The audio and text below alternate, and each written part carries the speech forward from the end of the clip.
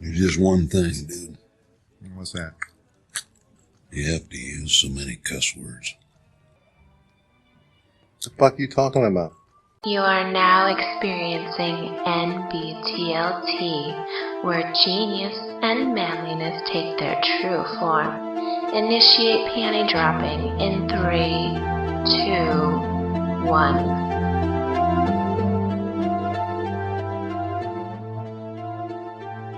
Hey, Zumi. What's up, Lonnie? How you doing, bud? I'm doing okay. How are you? I could be better. Could be better. Yeah, I could have $1 billion. Yeah, fuck everybody. Could use $1 billion.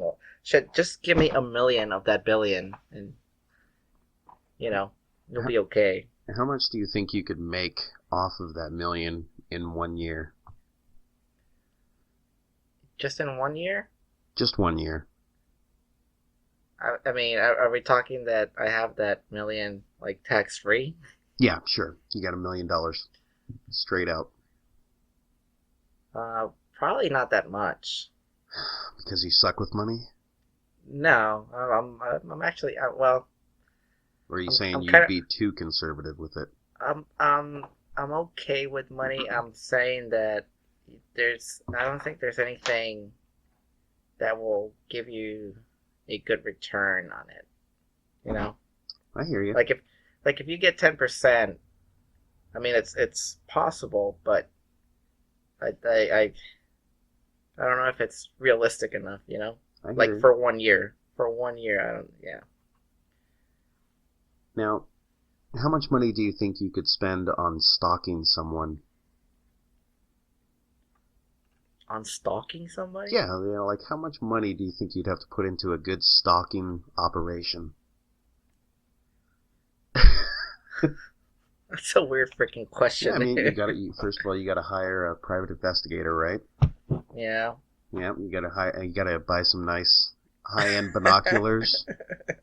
Oh, geez, you gotta get a BMW. No, well, you don't you don't even have to spend any money. You just go to the guys that from Cheaters. Those assholes will do it for free, right?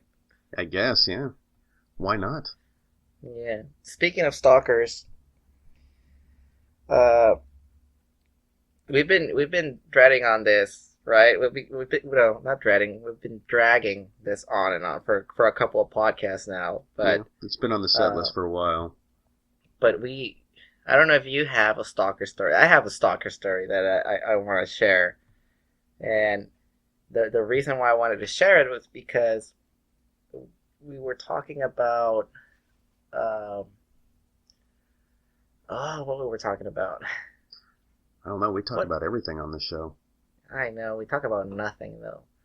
No, but it was about the whole. It had something to do with like the relationship topic. I can't remember what it was exactly. Oh God, I think I deleted that from my brain. Oh shit! But anyways, but that's why I wrote it, and so what happened? I was in junior high, and I'm like, what is it, like 11, 12 years old, and there was this one event in school, and they were playing like I can't remember if they were playing live music or just like regular music on a stereo. Like house music was like in. Oh my God, it's been a long time since I've listened to house music. So anyways, so I was a kind of a shy kid, and this girl comes over and she asked me to dance, and I was just like, sure, whatever. I'm not doing anything. Might as well. I just wanted to dance. I just want to dance. Just want to dance. No, but anyways, so we danced a little bit, and then they switched from house music to your traditional Mexican ranchero music type thing. Like mariachi? No, not mariachi. Like you can't dance to mariachi. You can sing it drunk. Is that a challenge? Yeah. Well, anyways, so So I didn't think anything of it, and she was just like, "Do you want to sit down?" And I'm like, "No, let's just keep dancing." And the type of music that was playing was one of those where you just get close. And at that time, like I used to go to a lot of parties, and I just used to like dance with my cousins and stuff, and I mean that was normal to me. I didn't, like I said, I didn't think anything of it. Yeah, it's very Game of Thrones of you. so so that happened on a Friday. By Monday, everybody, I guess that I was in my class, like found out that I was dancing with this girl, and I guess this girl was not a very popular girl. Did you make her popular? No, I didn't make her. I wasn't popular, but I, in the sense that everybody, like, she was. I don't know if she was like people would make a lot of fun of her, like they would bully her. Assholes. So yeah, I know, but I was kind of an asshole too. Like, don't get ahead of myself here. So, anyways, everybody started saying that they start teasing you, like, oh, you guys are like boyfriend girlfriend now and stuff, and I'm just like, no, we just dance, that's all. So the following year, we were in the same class, and she would come over and like just sit down, like, and right next to me, and she'd be like, "Hey, what's up?" And I'd be like, This is like "Hello." This is like the beginning of a bad teenage horror movie. Something like that. And she would always just make like these random comments and like random questions and stuff, and I'd just be like, I mean, I was polite enough to like answer back, but I did feel a little uncomfortable. And then this one day, I was having a really, really, really bad day. It's just like junior high drama. And I just wasn't up for it. She comes in and she starts saying, like, you know what, I really appreciate you. I really like you. And I'm like sitting there like, oh my God, I don't know. I don't like where this is going.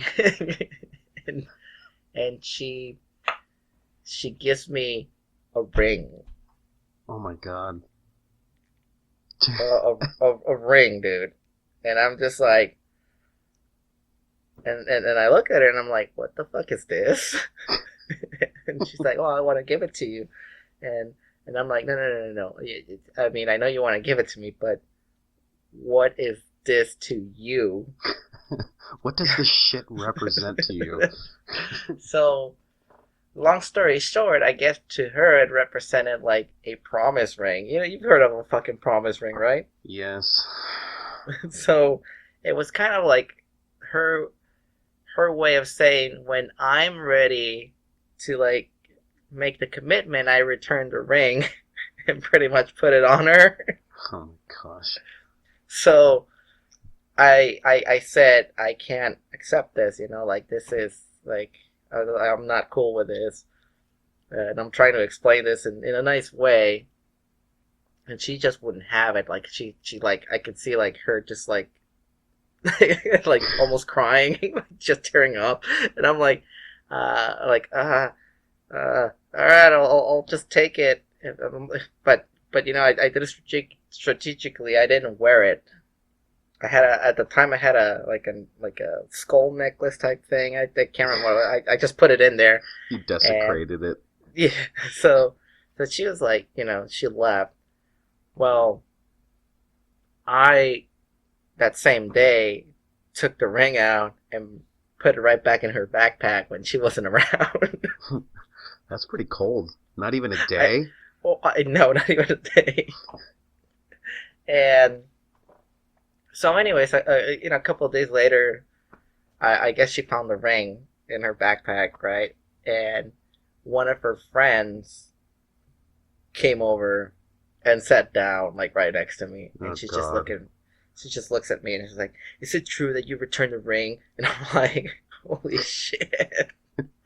I'm like, now I feel like an asshole. But Am I'm like, am I talking to her avatar right now? I'm like, so I try to explain, like, yes, this is, like freaking me out, type deal. And this kept going, dude. And like I said, junior high wasn't. I mean, it was okay, but I did have a lot of like issues at home, and they were, they kind of reflected in school. And I remember another day that I was having like one of those shitty days, and she came over and it's like, hey, and I'm like, I just fucking leave me alone, you know. And she like grabs my arm and stuff, and like starts crying. It's like, no, wait, but I want to be there for you. Oh my This and that. gosh. And I'm just like, leave me alone. uh, so I don't remember how it ended though. I don't remember how she stopped with Which the is stalking. why it's not over. Well, I haven't heard from her since like high school or junior high. No, I did see her in high school because we did go to the same high school, but we didn't talk at all. We were never like in the same class after the ring incident. But but yeah, I mean, I don't know. Maybe I was an asshole. Maybe I should have. But who's nobody's a fucking genius when you're in junior high. I mean, you're like 12, 13 years old. You're just like trying to figure stuff out, trying to fit in and stuff. And what didn't help was that not only was she stalking me, like everybody else was like kind of like pressuring me into saying like, yeah, you guys are like a couple, you should be together, yada yada yada. And I was just like, yeah, you're like that guy going, no. no. Well, I mean, I didn't know any better, Yeah, No, I don't think now- it's over. I think she's still out there somewhere, and she's waiting for the right opportunity to murder you. I don't think she had those intentions. You don't know that. Well, but here's the thing, I started reflecting. Oh, this is why I was telling the story. Now I remember, Lonnie. Oh, okay. A segue. Okay, yeah. An epiphany. So the reason why this came about was a couple of weeks ago. I went to the barber shop, of course, get a haircut, and I see this lady, and I think I know her, but I don't know from where. And granted, I wasn't wearing my glasses because I was getting my haircut, and I don't fucking see that well without him. So I'm looking at it, and I'm like, oh shit, like I remember you. So during late junior high and the beginning of high school, I had a crush on this girl, like a huge crush. And I thought she was like the perfect girl, like created all these fantasies and stuff, but I like never really talked to her. Oh yeah. I think we've all had one of those. But and I'm like granted, like I did like every fucking mistake that all guys do. Is like you put a woman in a pedestal and Put the pussy on a pedestal. yeah, and you think that everything is gonna go in a certain way, like in the movies, that you have to do like something amazing and you'll conquer her heart, or she'll see you for what you really are and stuff. Yeah, or you kill her. So anyway, so that kind of attitude, you come off as the girl that was stalking me. So, because I was that guy that would like go on a trip and like get her a gift. Like she doesn't really fucking know me, and I'm like getting her a gift. And she did the same thing that I did with this girl. She sent that gift back, and I couldn't take the no for an answer. So granted, this didn't really make any sense in junior high school. I was just like, well, why does she doesn't like me? And you're like, now that I'm older, it's like, well, of course not, because I was acting exactly like my stalker was, and it fucking creeped me out. So I probably creep her out, right? Yeah. So anyway, so I see her, and I'm like, and I'm like, the old me wouldn't have like the guts to like even say hello. And I saw her, and I'm just like, it's like, I know you. And she just looks at me like, it's like, yeah, your name is blah. And she's like, I'm like, yeah. It's like, yeah, we used to go to school together. Like, you probably have no idea who I am. I know, but here's the thing, like that conversation, or what I liked about it was, like, one, she didn't look as tall as I remember her. Like, I remember, like, like fucking a glow. She just looked like a regular person. No, I'm not saying that I'm like, above her or anything like that, but it was just like, man, if I would have had this notion, or this what do you call it, Clarity. This clarity about women back then, like I would have talked to you like this. And I mean, I'm not, like I said, I'm not fantasizing, but at least I would have like not created an uncomfortable situation for her. Well, yeah, I think that's the key that I wish, those things that you wish you understood when you're in school, because not necessarily to try to get the girl or be able to talk to people or anything like that. It's just so you could have normal conversations with people and you could get to know people and stuff like that, but you put yourself in your own way so much, worrying about all these things, and you always expect it to go a certain way, and it never, ever goes that way. Yeah. Just fantasize all the time. Yeah, so that's my stalker story, and that's well, because I was stalking, I was the stalker. I came off as the creepy guy that everybody's trying to get away from. But I kind of made amends this couple weeks ago when I saw her, and I just, like I said, like, hey, I know you. Your name is, yeah, and she's like, yeah. And I'm like, I'm Robert. Like, I don't know if you remember, we used to go to school together. 'Cause we did talk on occasions. Yeah. And it's like, as your like, palms were sweaty. Yeah. Right. Yeah. Like, so, and she had her kid and stuff, and I'm like, is this your kid? And he's like, yeah. It's like, see you. And we just chatted a little bit, and I ended up giving her my business card, but that was it. And it was just like, all right, later. And it didn't. But what surprised me is, like, it didn't have that effect. Like when I was like, oh, you hear the bells ringing and music. So yeah. So if there's any, I guess, high schoolers out there, like, don't be that fucking creepy guy. Don't get them shit. That romantic crap does not work.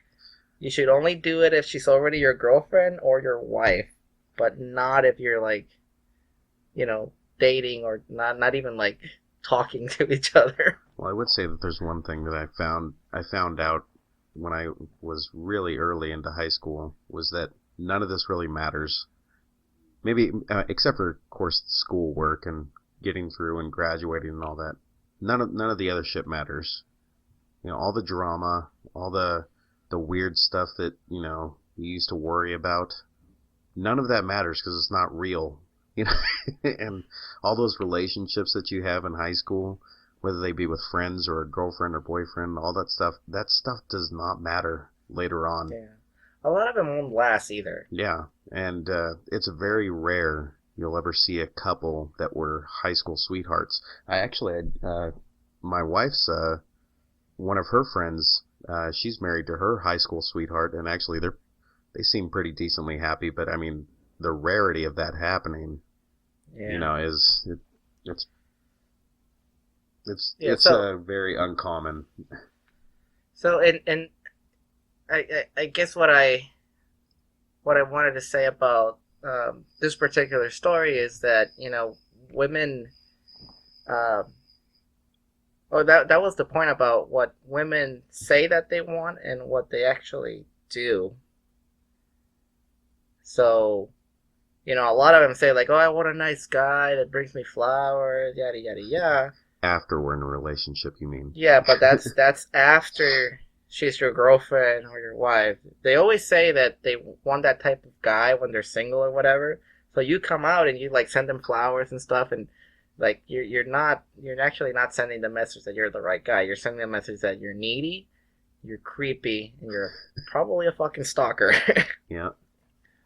So enough said. Well, I enjoyed it. That was a good story. You had anybody stalking you, Lonnie? I don't think so. I did have a situation when I was, maybe 16. I think it was around six. It was around that age that I didn't really date her. It was more like like kind of hung out, but it was like the like or whatever. But she was 20 years old. Whoa. And my dad actually whoa, found out. Wait, hold on. Are you telling me that you were almost in like God status and you didn't take it? No, I didn't do anything with it, but I was actually, like I said, when I got into high school and I was very, very early into my freshman year, I kind of realized all the BS and stuff like that. And then, like the relationship status, and I never really took any of the relationships that I had seriously, except for a couple. And I never took high school seriously. I never took, any of the stuff that I was doing seriously. I just wanted to get through, get my grades good, before I graduate and have a better opportunity later. And I don't know where that came from because my parents were shit in high school, so, and, but, it's, with this girl, like I said, it was like a like type of thing, but it never really amounted to anything. And I guess you could, she wasn't a girl though. Yeah, I know. And she was already a lady. I understand that, but it was the problem was she had the same name as my mother, and I think that was one of the reasons why I never really. There's just something about it, it's just odd. But you said your dad found out? Yes, my dad did find out about it because she was calling the house. Did she high five you? No. He didn't have high five you? I would have been like, fucking way to go, bud. No, it was one of those things where he knew who she was. Oh. And when he found out, he's like, he wasn't mad or anything like that. He was just like, you can't be dating somebody that's an adult and you're still a teenager, you're still underage. He told you? Yes, he told me that, and he's like, for if not anything but the fact that she could get in trouble for stuff like that. If you really do, value her friendship, don't put her in a bad situation. So, you would have been, you could have been like, you know what, like that, like, come on. Well, I told Are you gonna rat me out? Are you gonna rat me out? I told him, it's really not even serious. It's, more like, it's not a joke necessarily, but it was, just something that I was doing, and I wasn't, going any further than just hanging out. So. Right. That reminds me of, well, do you remember when they had the chat rooms was like the thing that was in? Oh yeah, I used to use the Lycos chat rooms and piss off Asian people. Oh, you asshole! I did, because they had broken English, and I would fuck with them because I'm evil. We had a couple of chats that it was called Latin chat. Of course it was. Yeah, of course, right? So I actually had a similar story to that. Like now that I think about it, like I kind of blocked it. Maybe I shouldn't go into details of this because it's kind of like, no, you know what? I'm not going to. But well. You know what? Those things actually creeped the hell out of me even when I did start using them, because before I had even started using a chat room, I had heard all these stories. about guys getting in trouble for talking to underage girls and stuff and not even knowing it. And because they had not asked the age, they had not verified and all that stuff. And you can still get in trouble for that, and I understand why. I really do. Well, here's the thing. Like in Mexico, it's kind of like a cultural thing. I mean, I'm kind of embarrassed to say that I actually know people that are in their like late 20s. Like, guy motherfucker will be like 25 and dating a 16-year-old girl. Is it legal in Mexico? No, dude. Well, not technically. You are a fucking pedophile if you do that stuff. But these guys are always like, oh, no, she understands me. She's mature for her age and stuff. Like, no, dude, you're a pedophile. Or they were talking to an old man. You know? I have one of my friends, I guess niece.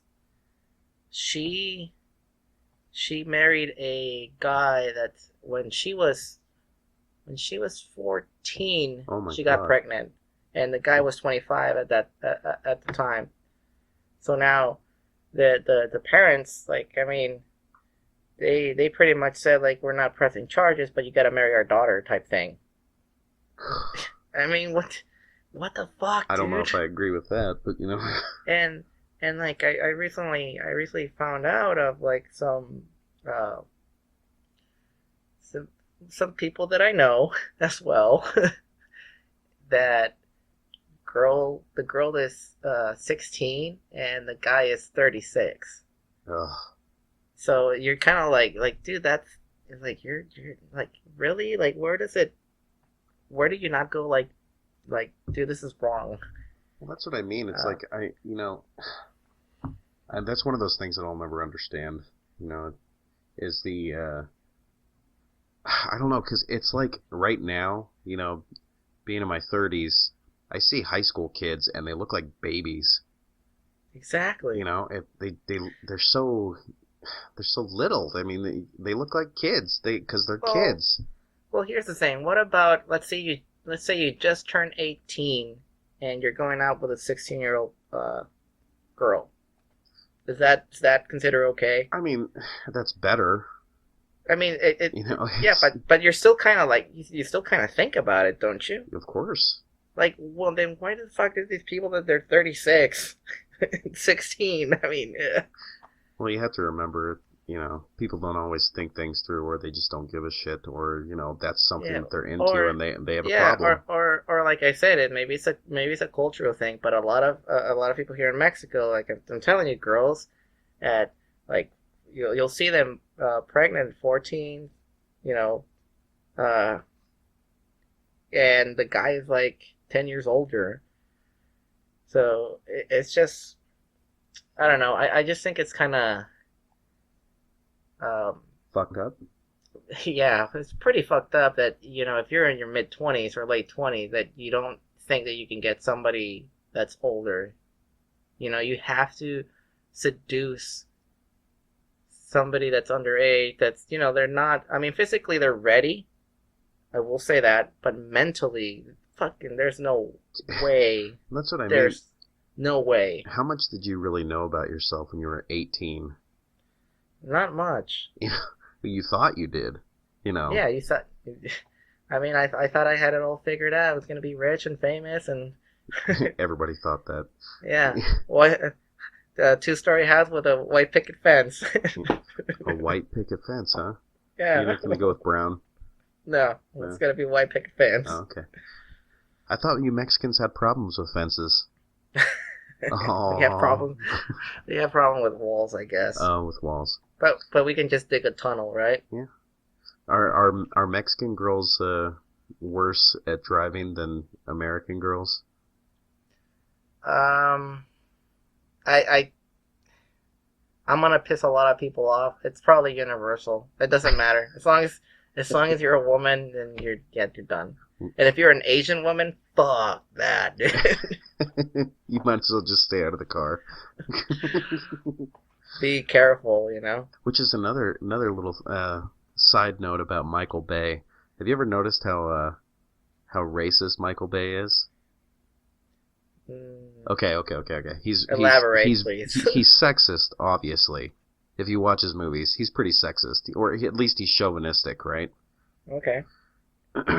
In Gone in 60 Seconds, which, honestly, not the worst movie in the world. I still enjoy it.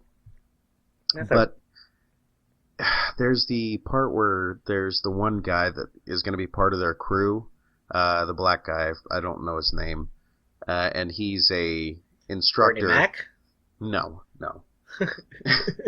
Bernie Mac. He's an instructor for a driving school, and he's got this girl in the car, and she's Asian, and of course she's like crashing into stuff and stuff like that, and that's Michael Bay.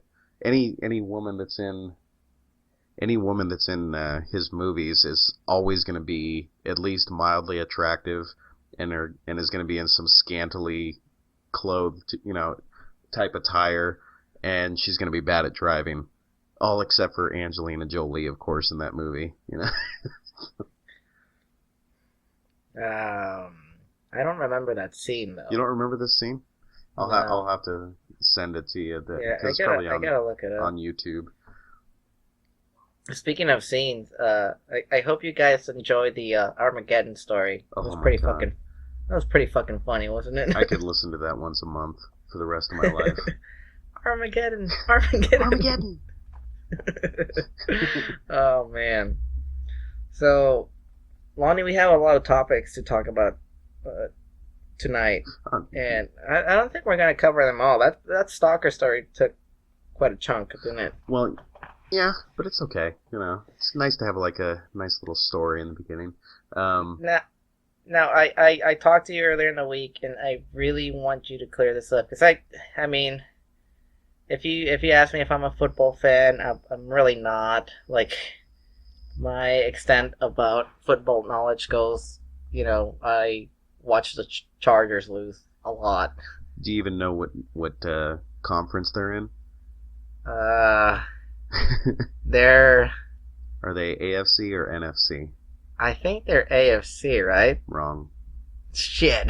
Actually, no, I think they're AFC. Well, they're that's AFC. That's one of the things that I wanted you to explain to me, especially because I know there's people that are not football fans out there. So how do they determine what the American League and National League and and then because I hear like this, they're like, this player has been like 14 years something All-American. I don't know what the fuck that means. Yeah. Well, I don't really think that there's any real significance to the title of American Football Conference and the National Football Conference, or if you get into baseball, like the American versus National, except for the fact that in baseball you have Canadian teams, and then in hockey you have Canadian teams, obviously, and then, but with the American versus National, I'm not exactly sure the entire history of it. Right now, it's, for football, they're all American teams, but they just call it American and National. There really is no significance to it anymore, with football at least. Okay, so what about, like, baseball? With baseball, once again, it's mostly, like 90%, or I'd say like 95%, American-based teams. And then you have the Toronto Blue Jays, and then, in hockey you have all kinds of Canadian teams. So by national, see, this is why this is what I get by the word national, is that it involves the nation. Yes.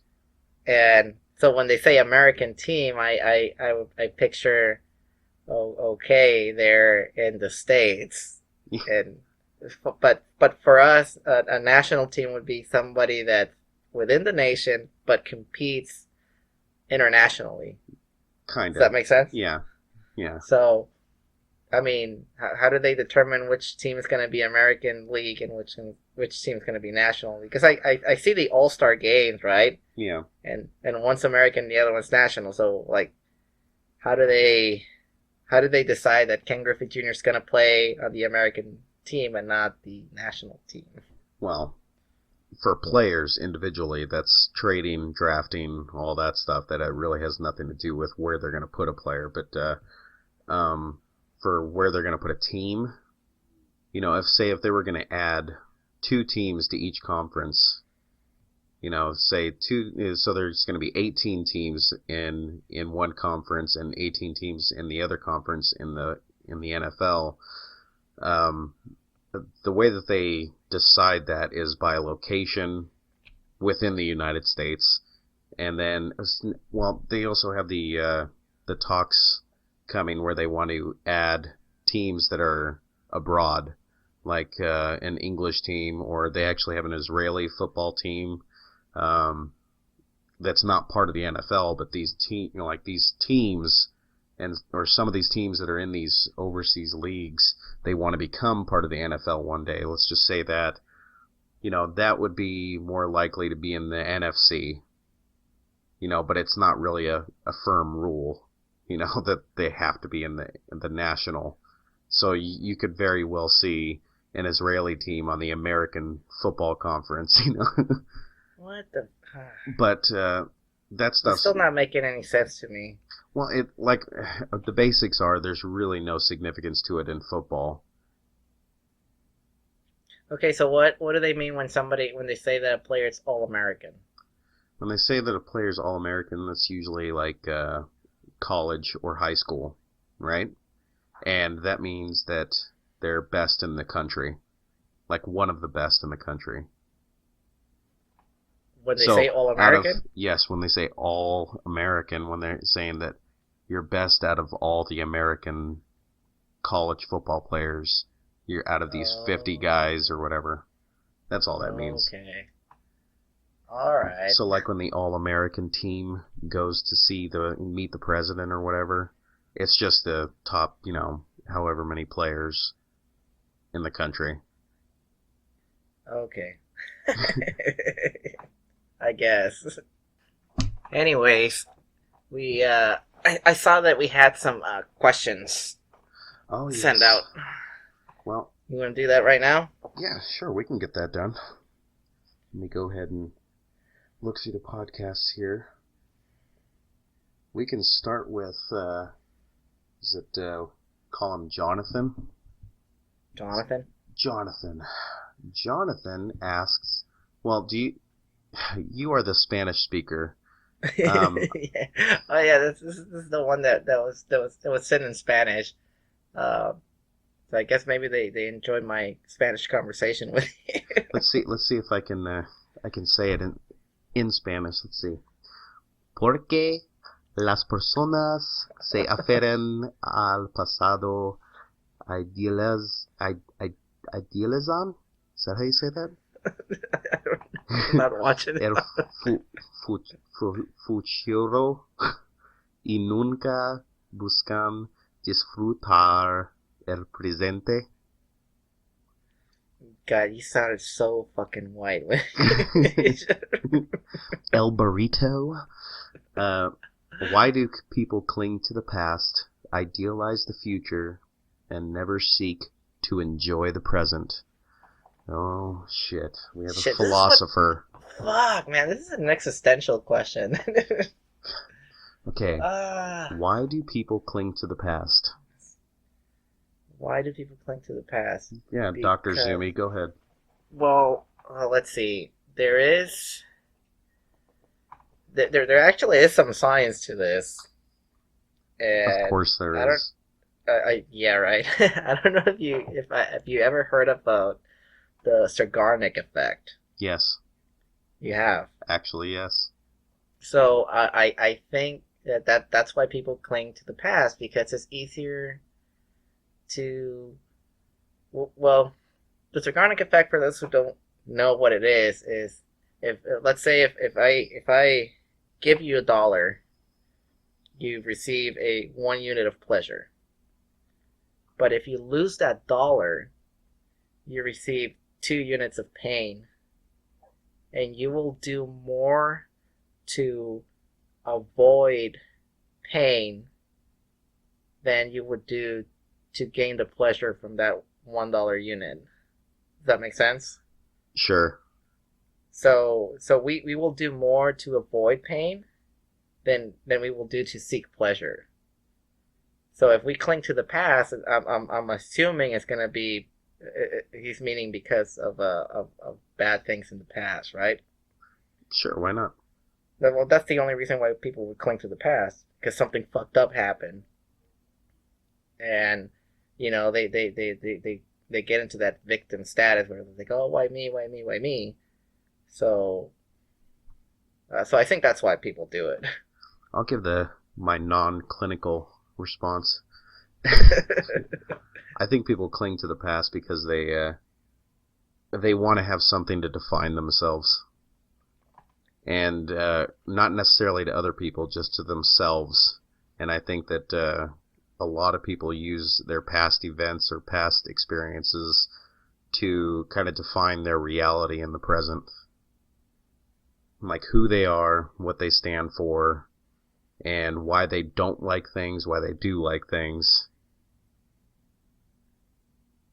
Okay, makes sense. Yeah. And go ahead. But then how do you explain the second part of the question, which is they Idealize the future? idealize the future, right? Well, it's a completely separate issue. When you're clinging to the past, he's saying clinging, and I think that's a good way of explaining it, is you're clinging to it. Clinging isn't necessarily a good thing. Like you're trying to hold on to something that you probably shouldn't, when you should just let go. And when you idealize the future, like, why do we idealize the future? We always think of the future being, it's probably going to be better. Or, we try to make up these elaborate stories in our mind, how things are going to be once we do this, or once this happens, or once I win the lottery, or, making the future out to be this wonderful place. So would you say that? Well, I mean, I don't know what I think about when people say that is because you don't ever go like thinking in the future like, oh, let me think of ways I'm gonna fuck this up, or how my life is gonna be fucked up in the future. Unless you're a realist. Yeah, well, no, I wouldn't say a realist. I think you would have to be a BMW driver. Yep. and two, just I guess the worst or the world champion pessimistic guy ever. Yeah. Or like utterly depressed. I mean, depressed people don't see beyond, their present state. So, well, the thing that interests me is the last part of the question. The why we never seek to enjoy the present. Now, I would say that I'm not an exception to the rule on this, where most people don't actually just, you don't be in the moment. Now, I try to, like I said, because, there's so many bad things that happens in your past, and there's so many bad things that are going to happen to you. You just have to accept the fact that bad shit is going to happen. And it's not always going to be the worst thing in the world, but it might feel like it at the time that it happens, but why not try to enjoy the things that you actually do have, and I'm not saying I'm good at this, but that's what I try to do, and I think it comes to that, there comes a point in your life when you're like, I'm not saying I'm old, but, I'm in my 30s now, and I've had a lot of things happen to me, and I've had a lot of things that I've done to people, good and bad. And I've had a lot of those people do bad things to me or good things to me. And when you come up with those experiences, it really helps you to enjoy what you actually have if you sit down and think about it. And so for those people that don't just sit and enjoy the present, I got to tell you, you're not doing yourself any favors by, dwelling on the things that have happened, or thinking about all the things that might happen, because you can't control either of those, so why not just deal with the stuff that you can? Yeah. But I mean, I don't know. I think it depends on really what's happening at the time, Yeah. at that present time. Because seriously, if I'm taking a painful shit, I'm looking into the future, and or I'm clinging to the past. Like last time I took a shit, it was not this painful type thing, you know. You're thinking and about this the is burrito that you had? right, and this is metaphorically speaking. So, but I mean, it really depends. But I do think I do agree with you that you should do stuff in your present to better your future. Well, that's what I mean, is that if you don't do it So in the present, then you're not going to have if that you're always future to look looking forward to. exactly, so if you're always looking or picturing yourself, like you said, winning the lottery, for example, but in the present time you never buy a fucking ticket, then that shit ain't gonna happen. I'm sorry. Yep. Where you think about the day that you retire and you'd be able to travel the world and stuff, but you still have to get a fucking job. You know? Right. And that's one of the things for people that travel or that want to travel. Just travel right now. Go to the fucking next city that you have available. Like, you don't really have to go far. Well, that's that brings up an interesting topic. I'm not going to get into it, but I go camping with the family every now and then, and we don't always go to distant, places to go camping. And I love going camping, and my wife loves going camping, and my kids like going camping. But it's one of those things. It's like it's not necessarily traveling the world. I understand that, but work within your means and go have some fun. Exactly. And I mean, I have way more fun hanging out with my family when I'm out camping than I probably would if I was by myself at some exotic location. It's just different. Like, find out the things that you enjoy and go do them. And if it is an exotic location, go save up some money. Make that a goal. Yep. Yep. And this has now become a, advice podcast. I know, right? So what's I don't know. I mean, like I said, it's kind of an existential question. And like I said, if you ask yourself, I mean, as personal, am I clinging to the past? And if your answer is yes, then it's like, well, what do you see in the future, and what are you doing in the present to better that future? Yep. Because the best thing about the past is that it's done. It's gone. Well, I've had this discussion with other people before too. It's like, are you really gonna how are you gonna let your past define who you are, and how is that definition going to change what your future is going to be? I understand there's those situations like, say you abused as a child. Yes, you get a certain amount. You get a certain amount of leeway. You get a certain amount of, not respect, but someone gives you a little bit of rope to play with. But it's like, you still have a choice. Well, yeah, exactly. That's the thing. You get a little empathy, but you're not getting any sympathy. Yeah, and it's from everybody, because you might get it from somebody, but you're not going to get it from 99.99% of the world. Yeah, you definitely won't get it from me. Yeah. Well, and it's not because I'm being an asshole. It's because you're not helping if you do that. Exactly. You can always. It's like you say. You have a choice. You can choose. Remember, I don't know. Do you watch Oprah at all, Lonnie? Or have you watched Oprah? No, she's part of the Illuminati, so yeah. well, Oprah had twin sisters on her show once, and one was a junkie, homeless. The other one ran a charity. It was like the CEO of yes. I think you've told me this story. Continue. Yeah, right? It's a good story. So Oprah interviews these sisters separately, and she's interviewing the homeless one, the junkie one, and she's asking why are you doing this? Why did you go through this path, or why did you take this path? And she's like, well, did you not hear my story? You know, my dad abused me until I was like 9 years old, beat us and all this shit. It's like I had no choice but to rely on drugs and escape and, you know, whatever other stuff she did. Yeah. I asked the same question to the other sister that, you know, successful, runs her charity and stuff, and she pretty much answered the same way. Did you not hear my story? I was abused until I was 9 years old.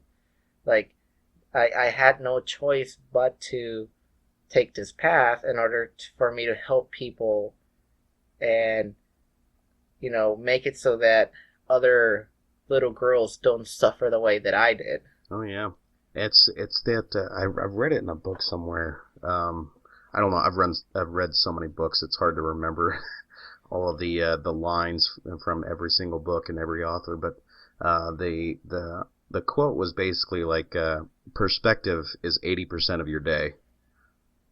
You know, on how you view your day. You know, like not necessarily like what's going to happen during the day, but what you can see it as. You can either see it as an opportunity or as an obstacle.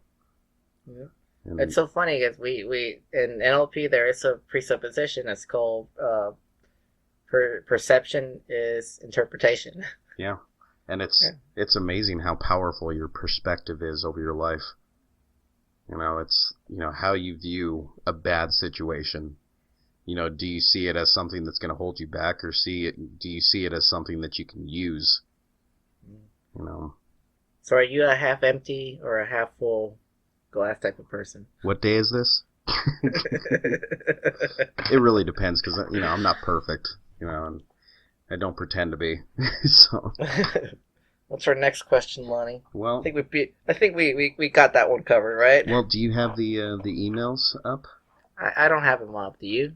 I do. Let me see. I'll let you answer first on this one. Oh, hang on a second. I almost screwed that up. Okay. What's the etiquette for peeing and pooping? Do you guys pee standing and then poo? Or do you just sit and do both at the same time? Now, he follows this up with girls have it easy. They just sit. But what about when guys go to a public restroom? Is it different than when you are at home? You know what? No. I'm going to jump in front of you on this one because It sounds like you have some really strong.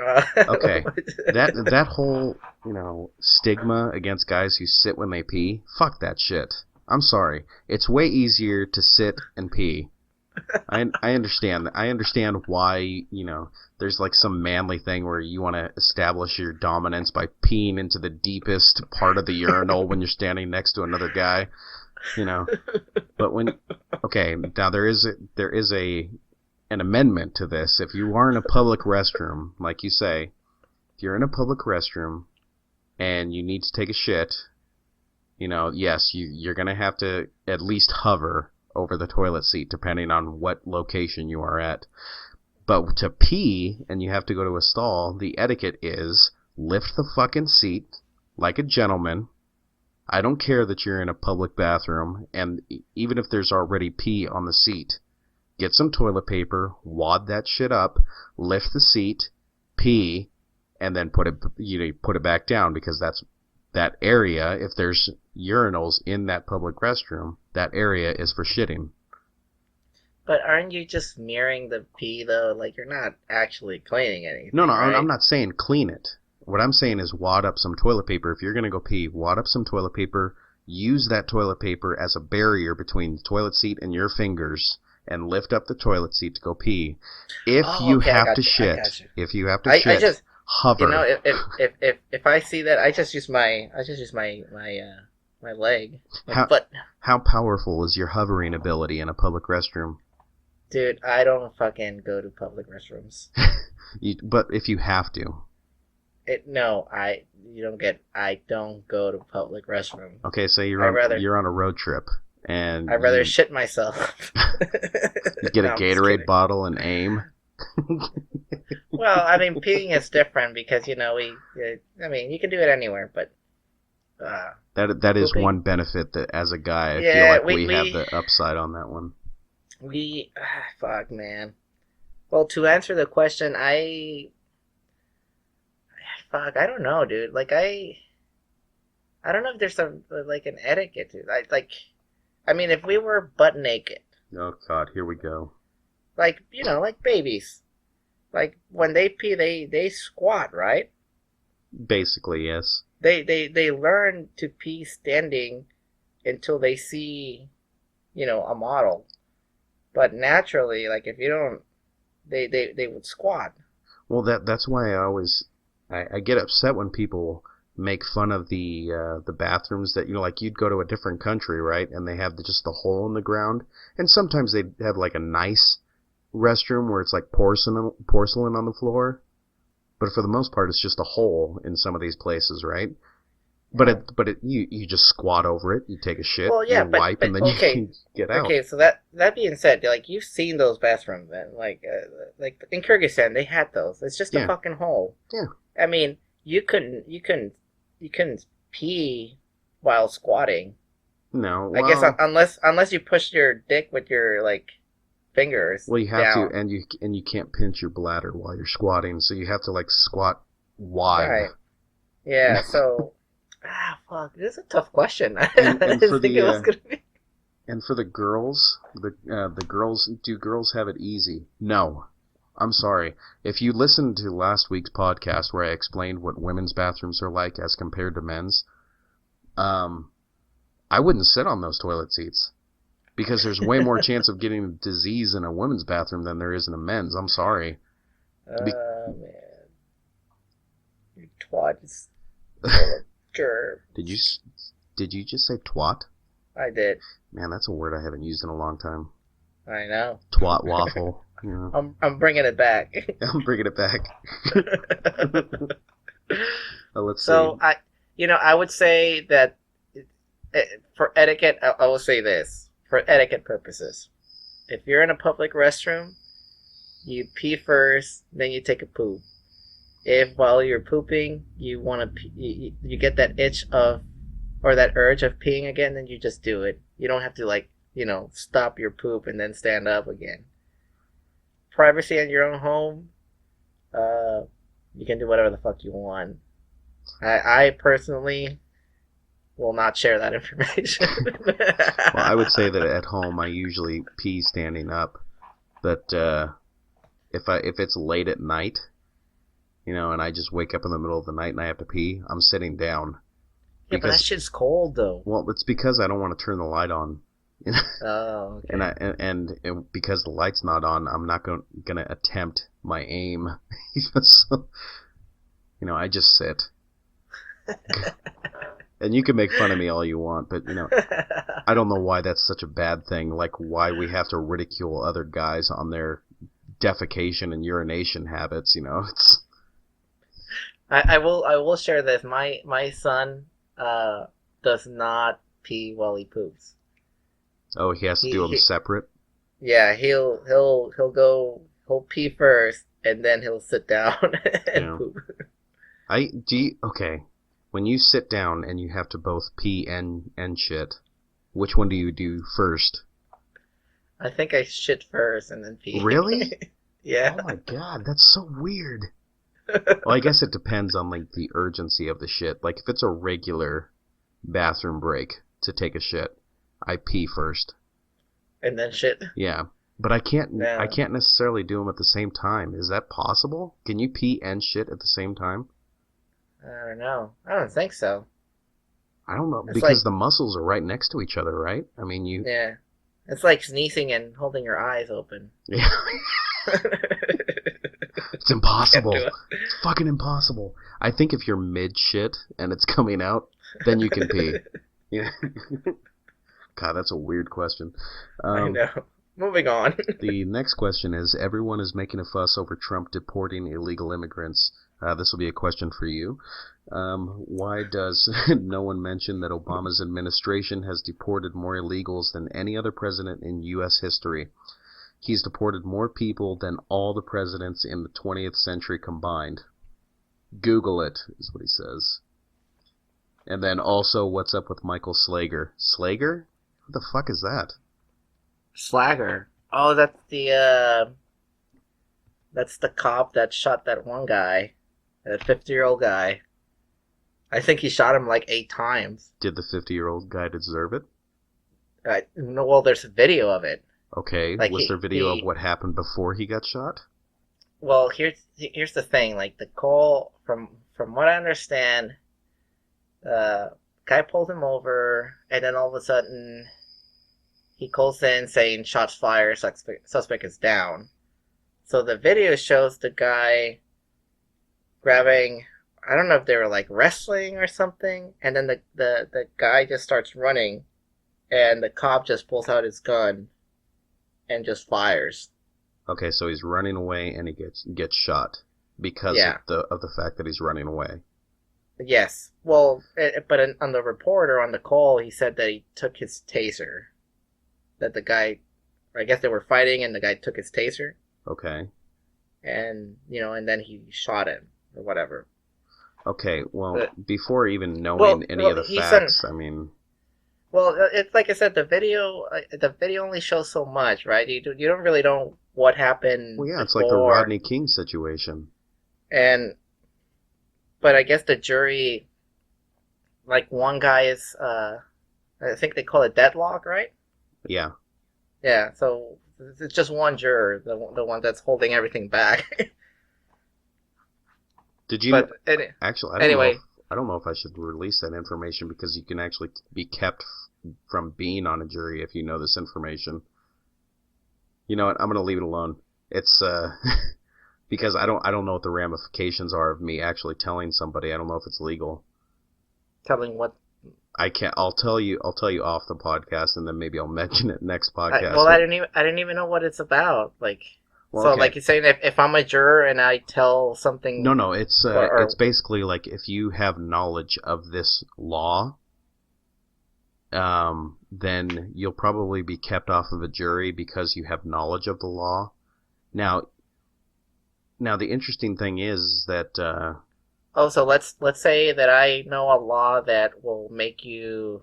You know a innocent. Law that will actually let the defendant go free. Oh, okay. Regardless of what the other jurors are deciding. What the hell? Oh, then that disqualifies you? Yeah, well, it doesn't disqualify you, but the lawyers would. They would kick you off when they're doing their jury selection. What the fuck is this? I'm getting messages from somebody. Oh, it's Andrew from work. Let me see. He's asking me questions about Planet X. What the fuck is Planet X? Oh, you're from, like, the Hulk? No, that's Planet Hulk. Never mind. Here. Planet X is... I'm looking at Obama's... What am I looking for? Obama's what? You're looking up why people are... It was basically why people are so upset that Trump is talking about deporting all these illegal immigrants. Oh, when Obama is the one that's deported the most out of any president in the 20th century. Oh, look! I searched Obama administration deportation statistics, and it says Obama has deported more immigrants than any other president. Let me read this. Now, were those immigrants illegal or legal? I bet it doesn't say that. More immigrants. Well, I'm pretty sure it's gonna. For that. I'm pretty sure it's gonna be illegal, right? I would hope so, but you know how I feel about the situation, so it's. I wouldn't put it past them to be legal, you know. Now, why is everybody making a fuss? Now it does say President Obama has deported more people than any U.S. president before him, and almost more than every other president combined from the 20th century. And yet people are really pissed off that Trump is going to deport illegal immigrants. Criminals. Yes. Criminal background. That's what he said very specifically is, okay, first of all, I want to make this clear on how I feel about this. Whoa, 2.5 million people. That's what Obama's done? Yeah, up 23% from George W. Bush years. Wow. Now, I'm going to make this clear. When you cross the border illegally, right? Once you are Yeah. in the country and you have crossed the border illegally, are you not a criminal? You technically broke the law, so yes. Okay. It's like if you shoplift at Walmart, you're a criminal, right? You're Yes. a shoplifter. You're Now- a thief. It's the same thing. That defines you as an illegal immigrant, correct? Because you did not go through the proper channels to become a legal citizen. Correct. So, when Trump is saying things like, I'm going to deport all of the criminals, do you think he means just the people, or and pretty much everybody that's ever crossed the border illegally? Or Well, do you think he's going after the people that are committing crimes after they cross the border illegally? I think both. So Well, because he made it clear that, first he's gonna go through, or like there's a hierarchy that's gonna follow, right? First is the freaking guys that are, like he said, the rapists and all those guys, the Yeah. criminals, gangbangers, all that stuff, which makes sense. Well, yeah, you would go with the highest priority ones, right? I mean, the guys that put a threat to security. And at the bottom, let's say you're like a couple that went across the desert, and I mean, regardless of whether you were looking for refugee status or whatever, you still came in the country illegally. And I don't care that your argument is like, well, like you should.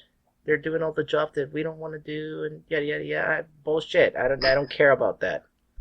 Like if you dig up excuses, you will find excuses to not kick these people out. And Yeah. like I said, this is coming from a Mexican, but here's the thing. I did everything legal.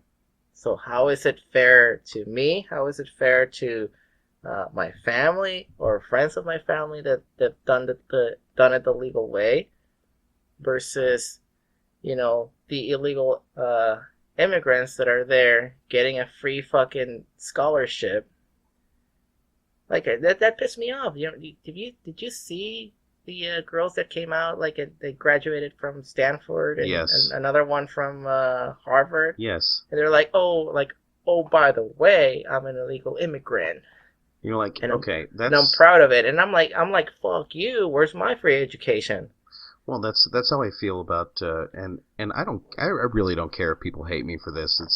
It's one of those things, like we've talked about before. It's one of the reasons why I could not, in good conscience, vote for Hillary Clinton, because like, say you've been in the situation where you had to go through the proper channels to become a legal United States citizen, correct?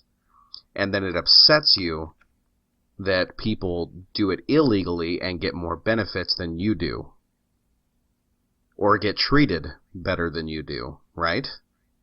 Now, it goes for the same thing with me, where I was in the Air Force, and I had to handle classified, secret, top secret documents. And if I screwed up one time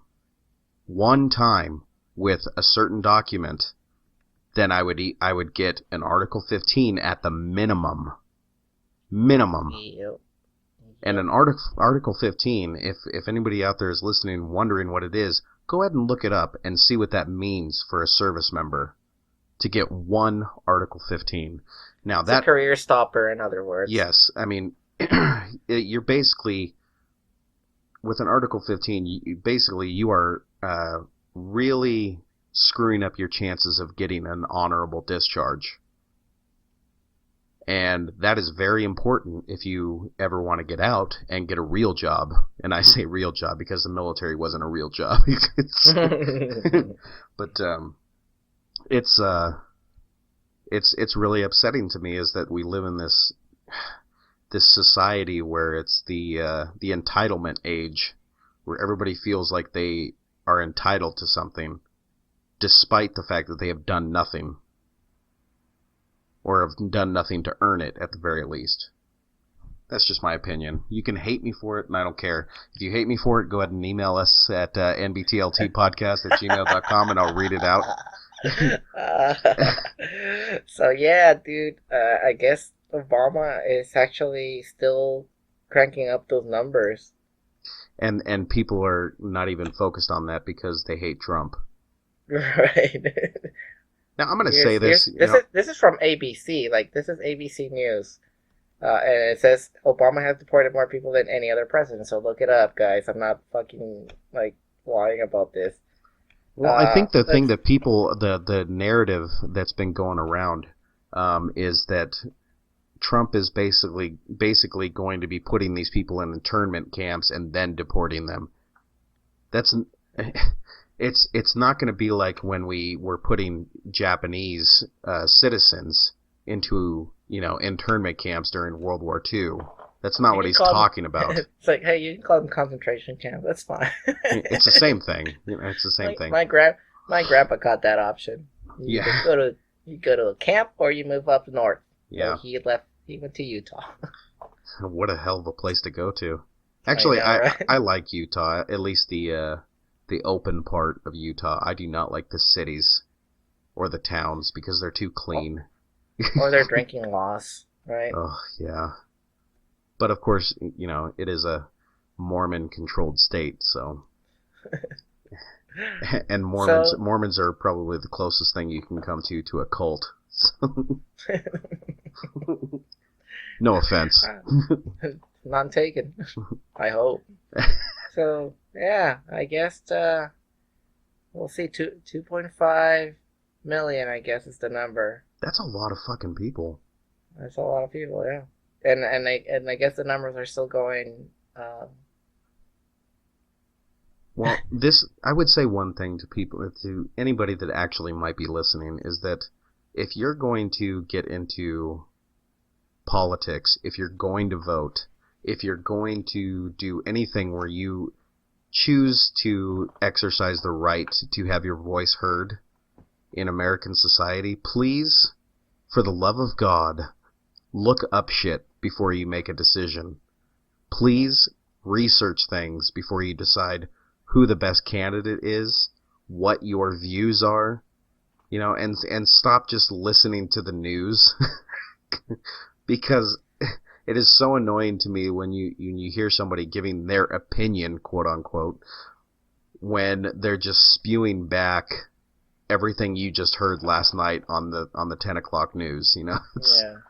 Yeah, CNN is the worst. I think that's CNN stands for Clinton News Network. I haven't heard that one. I knew it as the Communist Network something. Well, this is something I'm going to say is that there's this big movement going around. It's the globalist movement. Have you heard of this shit? Where they want us to go to this global economy, global government. And that's what a lot of these countries are trying to do, is like join forces into like one mega United Nations thing where there's one chairman and then like a bunch of board members for all these other countries. And they want it to be like no borders, no, single nation laws where we all have the same stuff. Oh, that shit wouldn't work. Now, the thing that I would preface this with, yes, it sounds like it might be a good idea, like because we all want to work together as human beings and, be all be part of the same society. I'll say one thing: utopia doesn't work. Yeah. I've read A Brave New World. Well, that's basically the far left liberal mindset, is that they want utopia. And I get it. I really do. I get that you want a perfect world where we all get along, nobody says the wrong thing, everybody's politically correct. Well, I mean, that it does exist, though, when you die. Yeah. Well, that's what I mean. The thing that fucks up utopia is us. Because no matter what you do, you're always going to have at least one guy who wants a little bit more. Yeah. So. Bonnie, like, before we go, I just want to make something clear. I fucking hate Trump, by the way. Okay. I mean, I don't hate him, like, but hate is such a strong word. But I'm not, like, a pro-Trump, or I'm not a Trump supporter. I just want to make that clear. And I think I've made myself clear. I'm just saying that, I will say where other people are fucked up, I guess. It just happens that it involves Trump in a way, but Well, that pretty much did it for our emails this week, I think. I'm looking. well, what about Planet X? What the fuck were they? Oh no, that was just a buddy from work. He was Facebook messaging me while we were recording here, and he was at let's go ahead and look. Andrew, if you're listening, I'm gonna go ahead and talk about what you're trying to ask me. Let me see. Help, please tell me why NASA has Planet X on their website. He says, and I said, dude, I'm recording. He said, bro, sorry, I'm a little scared. Okay, why does NASA, we're going to treat it like a question. Why does NASA have Planet X? I don't know what Planet X is, so. It's the extra planet. Oh, the one that they found, next to... They found, it was like, well, first of all, they fucking say Pluto's not a planet, and now they're saying, like, oh, no, we're adopting it again, it is a planet. And now they're saying they found a new one? I guess. I'm not really sure. Let me see. See, because this little list doesn't have Pluto on it. Oh, okay, but it does say hypothetical Planet X. So I'm guessing that they're considering Pluto as just like an asteroid? Dude, look at I just googled Planet X and it says Doomsayers. Planet X will destroy Earth this month. I believe it. So Planet X will destroy Earth this month. 600-foot tsunamis, 200 miles per hour winds. Okay. That'd be pretty fucked up. I'm gonna entertain it a little bit. Now, you mean the idea of Planet X? The idea of it, destroying all life. Before you start, you just gotta realize we have Bruce Willis. Motherfucker, to have nothing on us. We have Bruce Willis. And at the end of it, we might actually get a nice little, documentary that has his flashback. I know. Before he, blows up the bomb. I don't know if it'll work out though, because I think we have everybody except Michael Clark Duncan. Oh, see, but we still have Owen Wilson. Yeah, but I think we're fucked though, because Michael Clark Duncan played an important role. Well, he was the black guy that didn't die. He didn't die in that movie, did he? Exactly. Wow. But what came first, The Green Mile or Armageddon? Armageddon. Okay, so he died, obviously, in The Green Mile. Spoiler alert. He died in The Green Mile pretty viciously, too.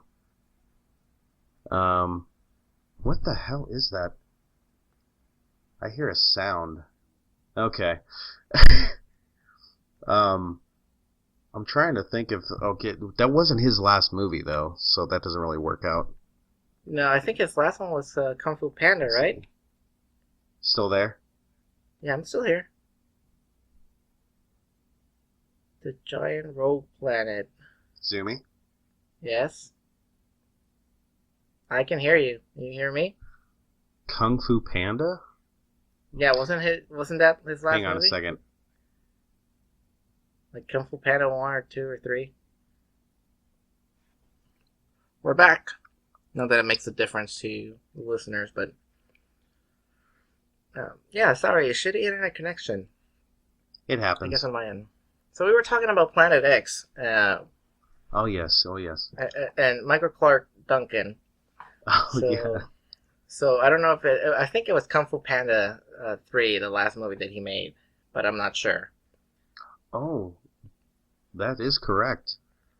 Yes. Which, okay. Well, it's a sad yes, because I like Michael Clark Duncan.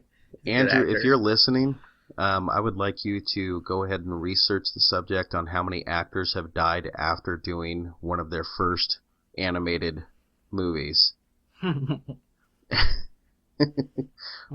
Or at least how many of them that have died that have done an animated movie.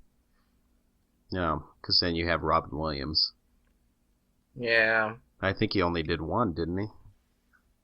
Well, Oh no, he did two. He did the he second, did too. the second he did. Aladdin. So Well, technically the third one, right?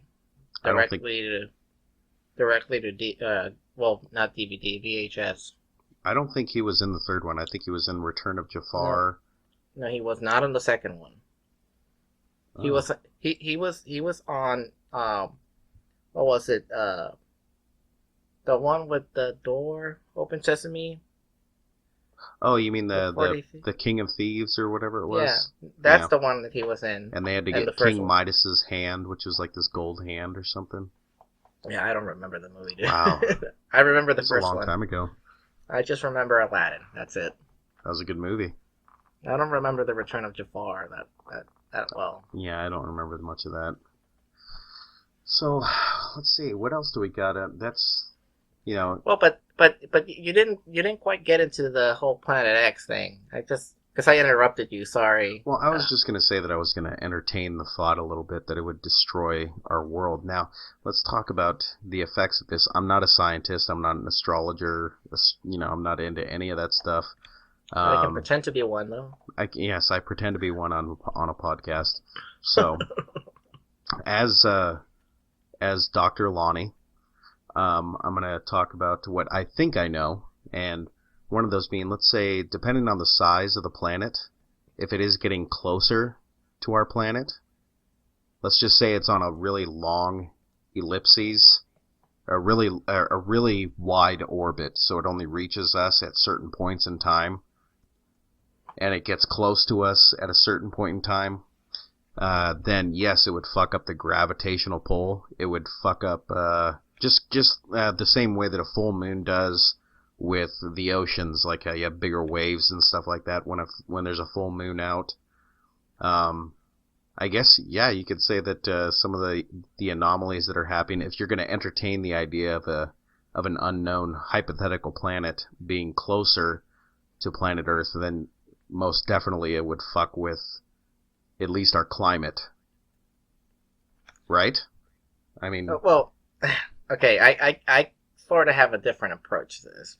But I see what you're saying, and yes, it will have an effect because it's energy, right? Yeah. But here's the thing: the Egyptians, Ugh. Romans, Mayans, who else had predictions like that the world was going to end? Y2K. I would say that the Mayans did not predict that the world was going to end with 2012, by the way. Because they just said it was the beginning of a new chapter.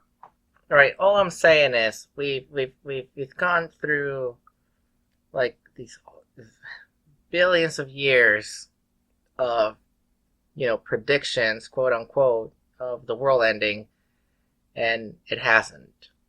But it will. So eventually, I think, right? If it does on this one, then I think we had a pretty good run. As planet Earth, as yeah, but a I whole. think we had a terrible finish. Well, I mean, is it really? You have the power of a computer in your phone. Yeah, but on the grand scale, I thought having a telephone was like the shit, and now all of a sudden I have a computer in my phone. Let me ask you a question. Do you think it's a good idea to give robots artificial intelligence? Yes. Why? 'Cause. I think. Well, it comes down to this. Like you know how they say, in the Bible, that God created us in His own image. Yes. Right. So, wouldn't it be fair to say that us as creators, we're doing exactly the same thing? Not necessarily. No, I'm talking about playing God. Playing God, yes. You're playing God, right? Yes. So, if you're just playing, then wouldn't you do whatever it takes or whatever resources you have in order to make your creation as close to your own image? Yes, I don't disagree with that. What I'm saying is it a good idea? Well, was it a good idea for God to make Adam and Eve? That depends on your viewpoint. Exactly. My point exactly. So, Because they didn't exactly win that race. well, that's what I'm saying. So if you apply it to artificial intelligence, I mean, who knows who's gonna win that race, right? Yeah, We might have a Matrix scenario. Then again, we might have a iRobot scenario. but even that one didn't end well. Well, it kind of did. Well, not necessarily. The robots just kind of left.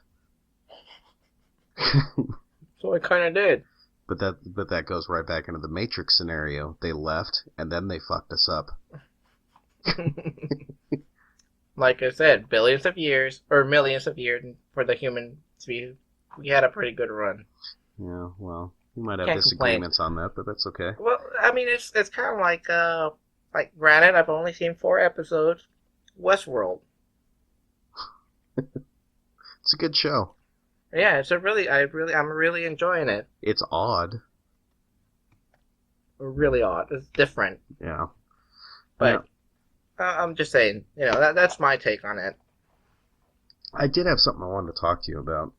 Is that when you were in the military, did you ever get called in for stuff? Like, did you ever get a phone call saying, hey, we need to talk to you? Yeah, Now, how many of those turned out to be bad? not a whole lot. Don't you hate that? I do. What is the... Okay. It's almost like the same conversation as when you say, like, a woman says, we need to talk. It's like you go into panic mode. It's completely different, though. Well, it is. Like, when your boss is calling you and he well, says, here's the hey, we thing. need to talk. It doesn't... Here's the thing. If my wife tells me we need to talk, I always have that my number one hope is that she's like, oh, she wants me to try something kinkier than we're gonna step it up a notch on the kinkiness, and that ends up not being that. But So you're disappointed a lot? yeah. No, I was just saying, because I did have one of those moments when I was in the Air Force where I got called in by, I think it was Colonel, I won't mention his name, one of my favorite officers ever. Ian, I'll just say his first name, Ian. I love that guy. One of the coolest people in the world. I mean, at work and outside of work. One of those guys that you would, I mean, if people were to ask me, would you jump off a bridge? If he's jumping off first, I'm going. You know, he's just a really cool guy. But he called me. No, not him. Yes, it was him. He called me saying, "Hey, Lonnie, I need you to come into my office tomorrow morning, and we need to talk." So of course, I'm like going through, the file cabinets of my mind, trying to think of all the shit I might have done wrong. Going, oh God, I'm getting kicked out, or something like that. And of course, in those moments, you start thinking about all the little things and how they can kind of blow them out of proportion. It's like, but when I got there, it ended up being like it wasn't an award, but it was like an appreciation type thing, And I was like, and that was one of those moments where I like, had that sigh of relief, and I said, "Holy shit, sir!" And that's one of the things. If you're in the military, if you deal with officers, as long as you can cuss the way out, Yeah. as long as you add "sir" at the end, Yeah. like they'll understand. Most of them will usually like give you like a free pass on cursing once. Yeah, it's At least that's been my experience. Like even with like full bird colonels, when I go like "fuck, sir." well, that was one of those interesting scenarios that I do miss the military. Like one of those things that was really cool is that, you and I got the benefit of being air crew where we were actually crew members with 2 officers for, long periods of time. And I would say that, the fraternization rule didn't necessarily go completely out the window, but it was pretty close, because it was like... It almost didn't apply. Yeah, it was kind of like your family when you're not at home. Right. When I told people that I had two officers and I used to call them an asshole. Oh, If they yeah. were acting like an asshole.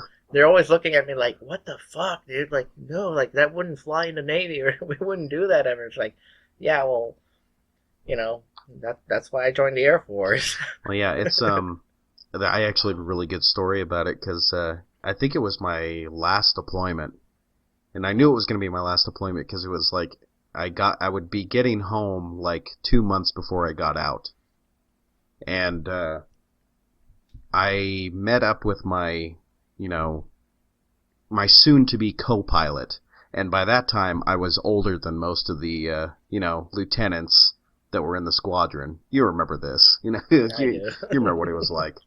And when you get to that age and you get to a certain rank, like you do have a little bit of respect that's paid to you, for doing the job for a certain amount of time, by the co-pilot, and you really enjoy it though because you can actually teach each other a lot of stuff. And my last co-pilot is a young guy. He was like straight out of the Air Force Academy, and I told him, yeah, I told him, I'm like, this is going to be real fun going on a deployment with you and figure out what our first fight is going to be about. And he's like, first fight? I'm like, oh yeah, that's like tradition for the boom operator and the co-pilot to get into one argument per deployment. And you know what I'm talking about, Zumi. And he's like, no, you're a nice guy. I'm not going to fight with you. I'm like, dude, we're going to be together for like at least 2 months, and we're going to be flying and working together for 2 months or more. We're going to have a fight. And he just kind of looked at me like, what the hell is this kid talking about? And I forget what it was about exactly. It was over something stupid, of course. It's like when you've been married for a certain amount of time. It's like you just have those little things, that just set you off, Or when you go on a road trip with somebody. Oh yeah. But you're right next to the guy, for your entire trip. Yeah. And technically speaking, he's a higher rank than you, but practically speaking, you probably know more about that jet than he does, But I forget what the fight was about, but after the flight was done and we had our fight, it was like, I told you, and he's like, holy shit. I'm like, yeah, it just happens, But, oh man! Yeah, that was always fun. I think I had more fun with the co-pilots on my deployments than I did with the pilots. Even though I got lucky with all my deployments with having a really good pilot. Yeah. I just remember one like kind of like a co-pilot story, but so on one of my deployments, I had a female co-pilot. Awesome. And then the pilot was one of the I don't want to like give it out because fuck it, he's one of the Aussies. Oh, I remember that guy. I Those know who you're Aussies talking about. Those Aussies were amazing, dude. Yes, they are.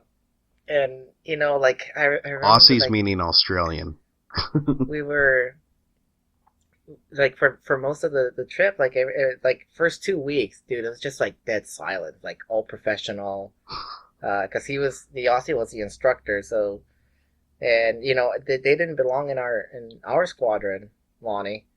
So I was flying with a 92nd crew. Yeah. And all of a sudden it's like 2 weeks in, dude, like nothing, like no talk, like it's just like I said, all professional, and I'm like, this is gonna be a long fucking deployment. And then all of a sudden, like the co-pilot leaves, like she goes back and to take a nap. And then all of a sudden, I remember the Aussie just turns around, and I'm not going to butcher the accent, but he's like, hey, Simi. And I'm like, what? It's like, man, I'm so fucking glad that she's out. Like, I'm sick and tired of this shit. Like, let's talk some tits and ass. Dude, I just started laughing. You're like, oh, thank God. He's like, yeah, man. Like, yeah. It's like, I miss talking to a guy about tits and ass, dude. But in one of our conversation, because our co-pilot was like really like religious, I'm talking like she sang in the choir of, her church and stuff, Yeah. and she did some of the stuff at at the deployment site church, and she invited us and stuff, and we went once, and it was just really awkward. Did you start burning up? Did you get hit by a bolt of lightning? Something like that. But anyways, he was like, it's like I see her, and she talks about her husband and stuff, but he's like, but I don't know, man. Like, I'm pretty sure she like gives her husband some massive head. I don't know about you. I just couldn't believe this thing was coming out of this guy. I will tell you a story that my female pilot told me. Like they had the separate dorms, of course, that were right across the, I guess you could call it street, but it was just like that one lane, road that we had on the base over in Manus. Mm-hmm. And she said that she woke up in the middle of the night because she heard this buzzing. Like she couldn't figure out what it was. Like it was like this weird like hum coming from like the other side of the wall. Oh, and then as she woke up, like as she started to like kind of like finally gather her thoughts.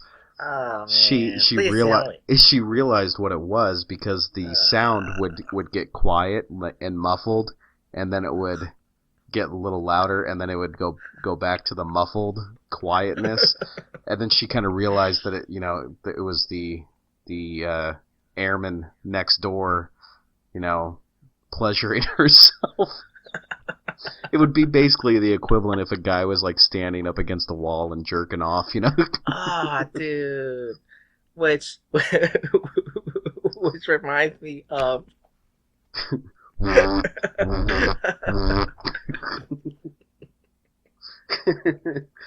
oh man. Did she join her? No, she said that she had like thrown the pillows over her ears and like, oh my god, Yeah, whatever. Did you go? Yeah, whatever. Yeah. Oh, I thought that was a pretty funny story at the time because it was a quiet flight up until that, and we're like, are you okay? Like you seem kind of tired. She's like, fuck yes, I'm tired.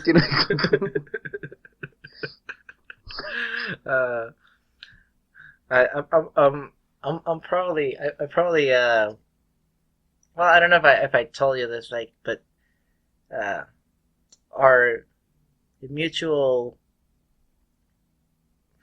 friend, quote unquote, once told me like a story about how he discovered masturbation. Mm-hmm. And he said that he would just like do it once, like he would stroke it once. Once? Yeah. What does that even mean? Like, like he would just stroke it once and be like, I don't feel anything.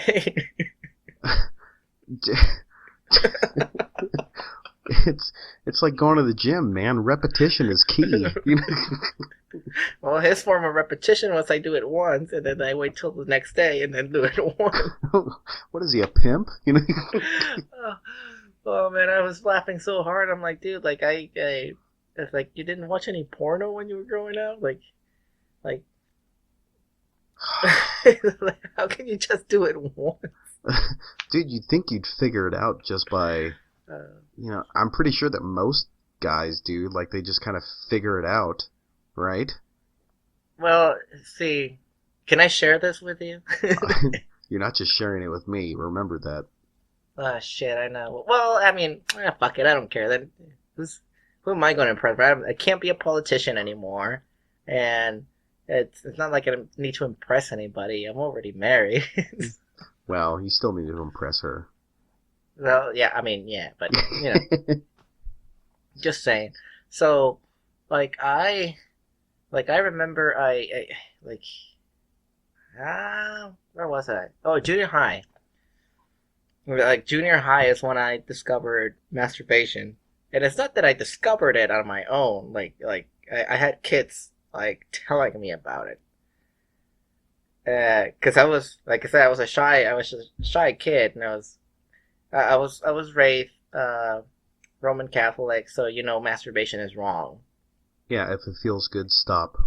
Yeah, I know, and for a very long fucking time. Like after I discovered it and started getting addicted to it.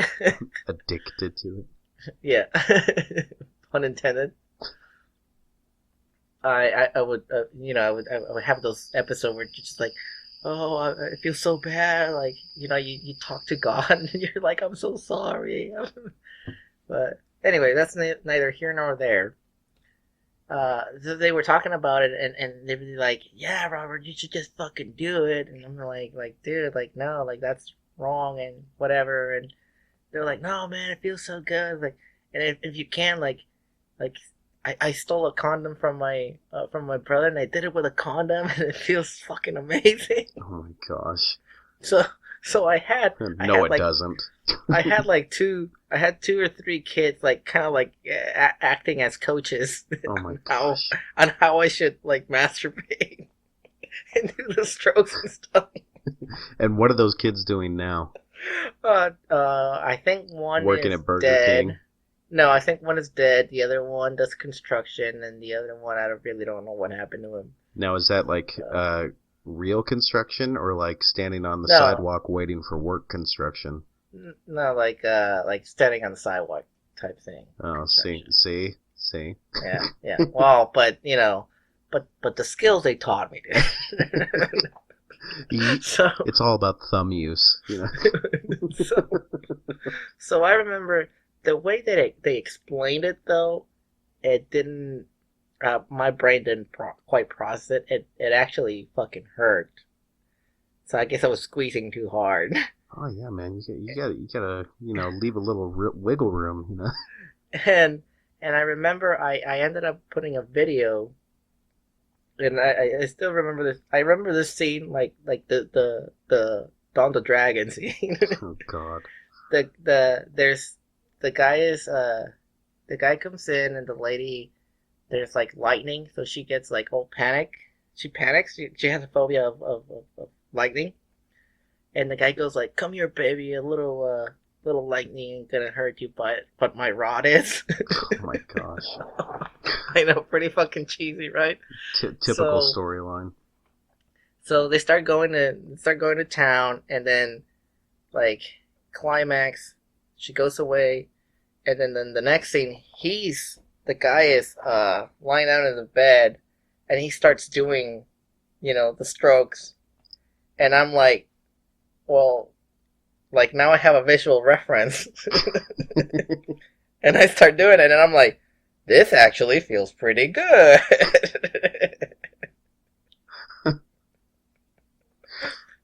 And there you have it. That's the history of how I discovered masturbation. Mine was much more disturbing. So I had three coaches, and then I found a video. Like, it's kind of like finding a YouTube video, but back then it was VHS.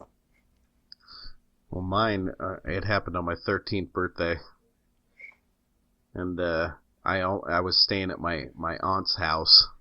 Sweet 13. I was staying at my aunt's house, and I actually almost woke her up because I thought I had hurt myself.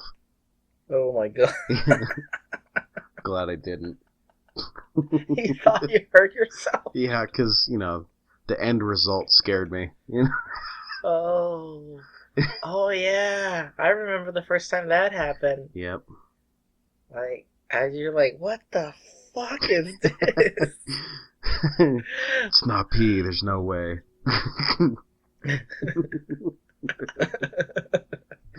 And did you taste it? Why does it smell like Bisquick in here?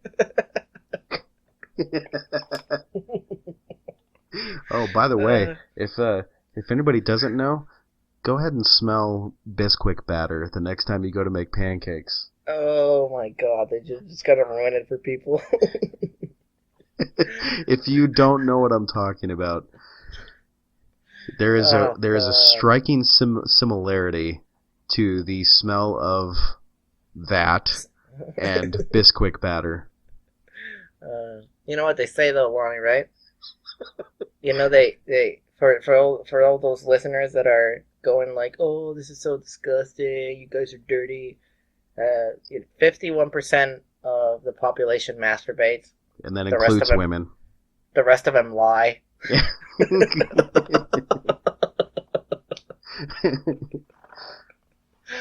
Oh, Oh my fuck, gosh. that was funny, dude. So, hey, did you So you and I saw the trailer for the new John Wick movie? Are you excited about that? I am. Did you enjoy the first John Wick? I did. Now, what did you like about the first John Wick? Because I'm interested to see if your likes are similar to mine. I loved the part when John Leguizamo hits the shit out of the kid, and then he gets pulled by the Russian guy or whatever. Mm-hmm. And he's like, "I heard you struck my kid." And he's like, "Yeah, it's because your son John Wick's stole car. John Wick's car." And he's just like, Oh, "Okay, like like I kind of like I forgive you for slapping my kid." yeah. You know, it's like slapping the president's kid, and then the president asks you why, because you know he can kill you, but you know he knows that you're right. So you kind of humble, you know, the guy. Well, that's what I mean. The thing that I found interesting about that movie is that it totally like took the cliche of every '80s action movie, like the plot, the beginning plot, like because there's always something that ridiculous that happens that brings back this guy that's retired or something like that. Yeah. That used to be a badass, but there's always something ridiculous that happens. Like say, in Commando, his Arnold Schwarzenegger's daughter gets kidnapped or something like that, and then it's always some like really ridiculous situation. So in this one, it was his car got stolen and his dog got killed, right? Revenge. But they made it so it was a little bit more believable, right? So they made it so like, okay, we're going to have that ridiculous plot point because he's killing all these people because they killed his dog. But the significance of the dog was added into the storyline because the dog was given to him by his recently departed wife. Yep. And I think that was an awesome like callback to all the old 80s action movies. And the thing that I really, really liked was that you had no fucking idea who John Wick was. Like he's just in the beginning of the movie, he's just this guy that his wife just died of cancer, and he's just trying to cope with the fact that his wife just died, right? And there's these Russian kids that like his car, and he refuses to sell it to them, so they go to his house, beat the shit out of him, kill his dog, and take the car. And then they realize who he is. He's this badass assassin. One-man army. And all of these other people that are older, like the kid's dad and all of these other assassins, are scared as shit of this guy, but you still have no idea who he is. Yeah. I think that was a really cool part of that movie. Yeah. So I'm pumped to see the next movie, because I honestly think it was one of the best action movies in like the last decade. Well. Yes. Oh, come on. You can't deny that. What's the last good action movie before that? Furious 7? Oh my god. I think I just threw up in my mouth a little bit. You know what? Okay. Let's talk about that for just a second. I don't want to. No, I'm serious. The Fast and the Furious movies are terrible. Yeah, but you enjoy them. You enjoy them, right? I'm you know what? I saw part 7 not because it was my choice, and I think that's the only one I've seen. I've seen bits and pieces of part 1. I mean, I know how it ends. I've never seen somebody part races 2. Somebody. Yeah, I've never seen part 2. I saw the ending of Tokyo Drift. Never seen 4 or 5 and 6. 4, 5, and 6. Yeah, I've never seen those. I just know it has Vin Diesel and Paul Walker and cars. And The Rock. I thought The Rock was just on part 7. No, he's in like part 5, 6, and 7 or something like that. But I think the reason people watch those movies like that actually enjoy and critique movies that like good movies, the reason that they watch those movies is because they like the cars, honestly, and because there's no other reason you would like those movies, right? Because I don't know, maybe testosterone. I guess, but it was I'd say even Tokyo Drift. Well, Tokyo Drift is one of those guilty pleasure movies. I enjoy watching that movie, but it's not because of the good acting, that's for sure. Because the acting is shit, the story is shit. There's definitely not good acting going No, on. and It has a little bow wow. but I'm going to tell people this, because there might be some people out there that think that those are good movies. They're not good movies. They're just enjoyable movies. That's it. It's Well, what? I mean, Commando, like I had said before, that's not a good movie. It's just enjoyable. It's mindless entertainment. Yes. But I think that we need that, Because you can't. I mean, if you can't always watch something that has to stimulate your mind. That'd get boring. That's why a lot of people don't like The Big Lebowski.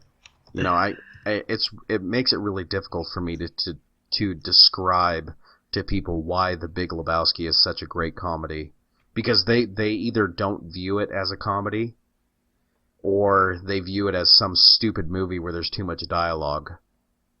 Yeah. It's like, no, you're just not getting all the subtleties, You're not getting all the genius humor that's in there if you really just pay attention. But you can't watch all that type of movie all the time because you just get fried, Which reminds me, I want to see this movie. My cousin actually posted this and said it was really good, but you see Manchester by the Sea? Manchester by the... No, I don't think I have. It's supposed to be pretty good. It's with Casey Affleck. Casey... Oh, I know who Casey Affleck is. Wasn't he in, like, Ocean's 11? Ocean's 11? Yeah, Ben Affleck's brother, right? His cousin, I think.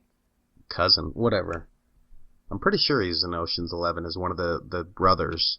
The twin, or not the twin brothers, but just the brother. Anyway. Oh, yeah, he was in Ocean's 11. Yes. Was he? Yeah, you're right. Okay, yeah. So that's him. Yeah, he got nominated for that Brad Pitt movie with Ocean's James. 11? No, just the assassination of Jesse James. Yeah, that was a good movie, by the way. Yeah. So he's a decent actor. I like him. But yeah, Manchester by the Sea is supposed to be pretty good. I don't know what it's about, but... Like most movies, I don't know what they're about. Well, I think they're getting better with movie trailers lately, as they're not revealing too much in most of the trailers. Yeah. Because, I don't know about you, man, but I'll watch a trailer, and if they just describe the storyline to me in the trailer, and like, they even better, like when they show somebody dying in a trailer, it's like, what the fuck are you doing? He basically gave me the whole movie. Well, yeah, but that can go the other way around as well, because I remember watching Days of Future Past, the trailer, and I was fucking pumped. Yeah. That's one of the storylines that I liked about the comic books and the animated series that came out. And then you watch the movie. It's just 2 episodes, and then you watch the movie, and I'm like, what the fuck is this? Have you seen the new X-Men? The Apocalypse one? No, I don't like Jennifer Lawrence that much. And, I don't like Jennifer Lawrence either. I don't get I did like her in one movie, though. I did like her in Silver Linings Playbook. Yeah, that one's okay, but you didn't know who she was when that movie came about, so it was okay. Yes, you did. Come on. I didn't. The first time I saw it, I didn't even know it was her. She has a pretty recognizable face. No, but she has black hair in that one. Oh, so you're telling me that, hair color changes the entire persona. At least for me it did, because I didn't know who Jennifer Lawrence was in that movie. Just like you didn't know that Zooey Deschanel was an elf because she was blonde in that movie. Exactly. I just watched that movie, and I'm like, that's Zooey Deschanel. I'm like, what the fuck? I never noticed it. I don't like her singing, to be honest. You don't like her singing? I don't like her singing. I didn't mind. I mean, it's okay, but it's not great. Well, but you're a singer. I'm not a singer, so like You Don't can. tell people that. Now we're gonna get requests. No, I'm gonna make you sing on this podcast eventually. You know, one of my embarrassing singing history stories is that I actually sang the national anthem at a minor league baseball game.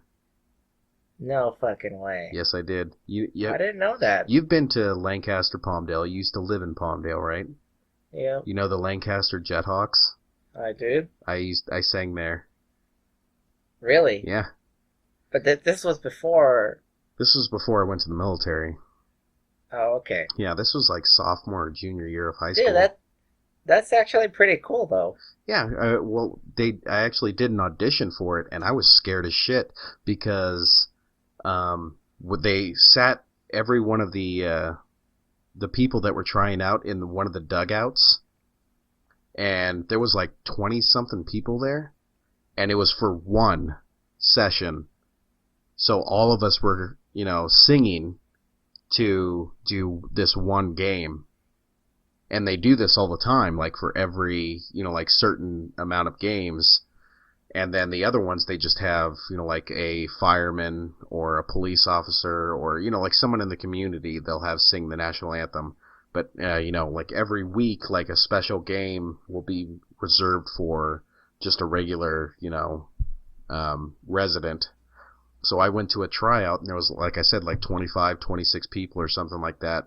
Whoa. For one position. And I have to tell you right now, these people were way better than me. They had to have been. I mean, because I was like 16 or 17, and... Well, don't put yourself down, man. I'm not trying to, because I really don't think I'm that great.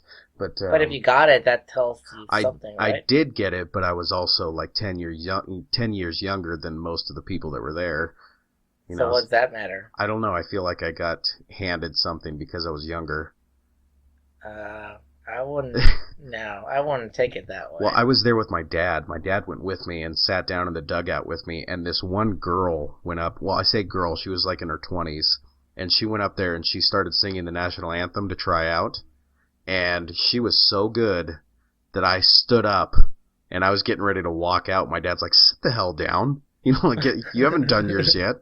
And I'm like, there's no way. There's no way I'm getting it. And he's like, don't worry about it. Just sit down. Sing it. So I went up there and I sang the national anthem in audition. And then I got a call the next day saying they wanted me to come in on that Monday or something, the next Monday, to sing the national anthem. So you fucking beat her. But that's the thing is I'm not that good. No, seriously, I'm not even trying to be modest. I'm just saying she was way better. Lonnie, when somebody gives you a compliment, you fucking take it. You don't destroy the value that these people put into you. If they picked you, it's because you fucking nailed it. You were exactly what they were looking for, and why would you devalue that position? Why would you say like, oh, I wasn't like, yeah, they chose me, but I wasn't the right one. Well, I'm not saying that. Like, I'm saying that they might have chose me for a certain reason, not necessarily because I was better. Dude, that's like me saying like, hey, Lonnie, you have a huge cock, and then you go like, well, I don't need you to tell me that. It's really not that big. I mean, fuck, dude. Someone tells me you have a big cock, I'm saying like, thank you.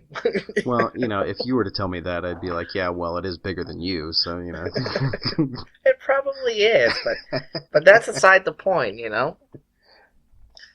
No, like you take credit for. No, I mean, I'm fine with it, and I do, it made me happy that I got the part and everything, but the thing that made it suck, well, it didn't really suck, but the thing that made it, made me panic was that... Your voice cracked? No, I did fine, but I did a lot of practice beforehand, but I went to home plate, just like every other person does when they sing the national anthem. I went to home plate. And who's sitting right there in the seats right behind home plate is almost the entirety of my high school. Oh, that's even more badass. And that scared the ever-living shit out of me because I had no idea they were there. And I stood up and I looked and I'm like, oh my God. Dude, you probably could have gotten some massive pussy. Yeah, but I was a good boy back then. I didn't look for those things. Dumbass.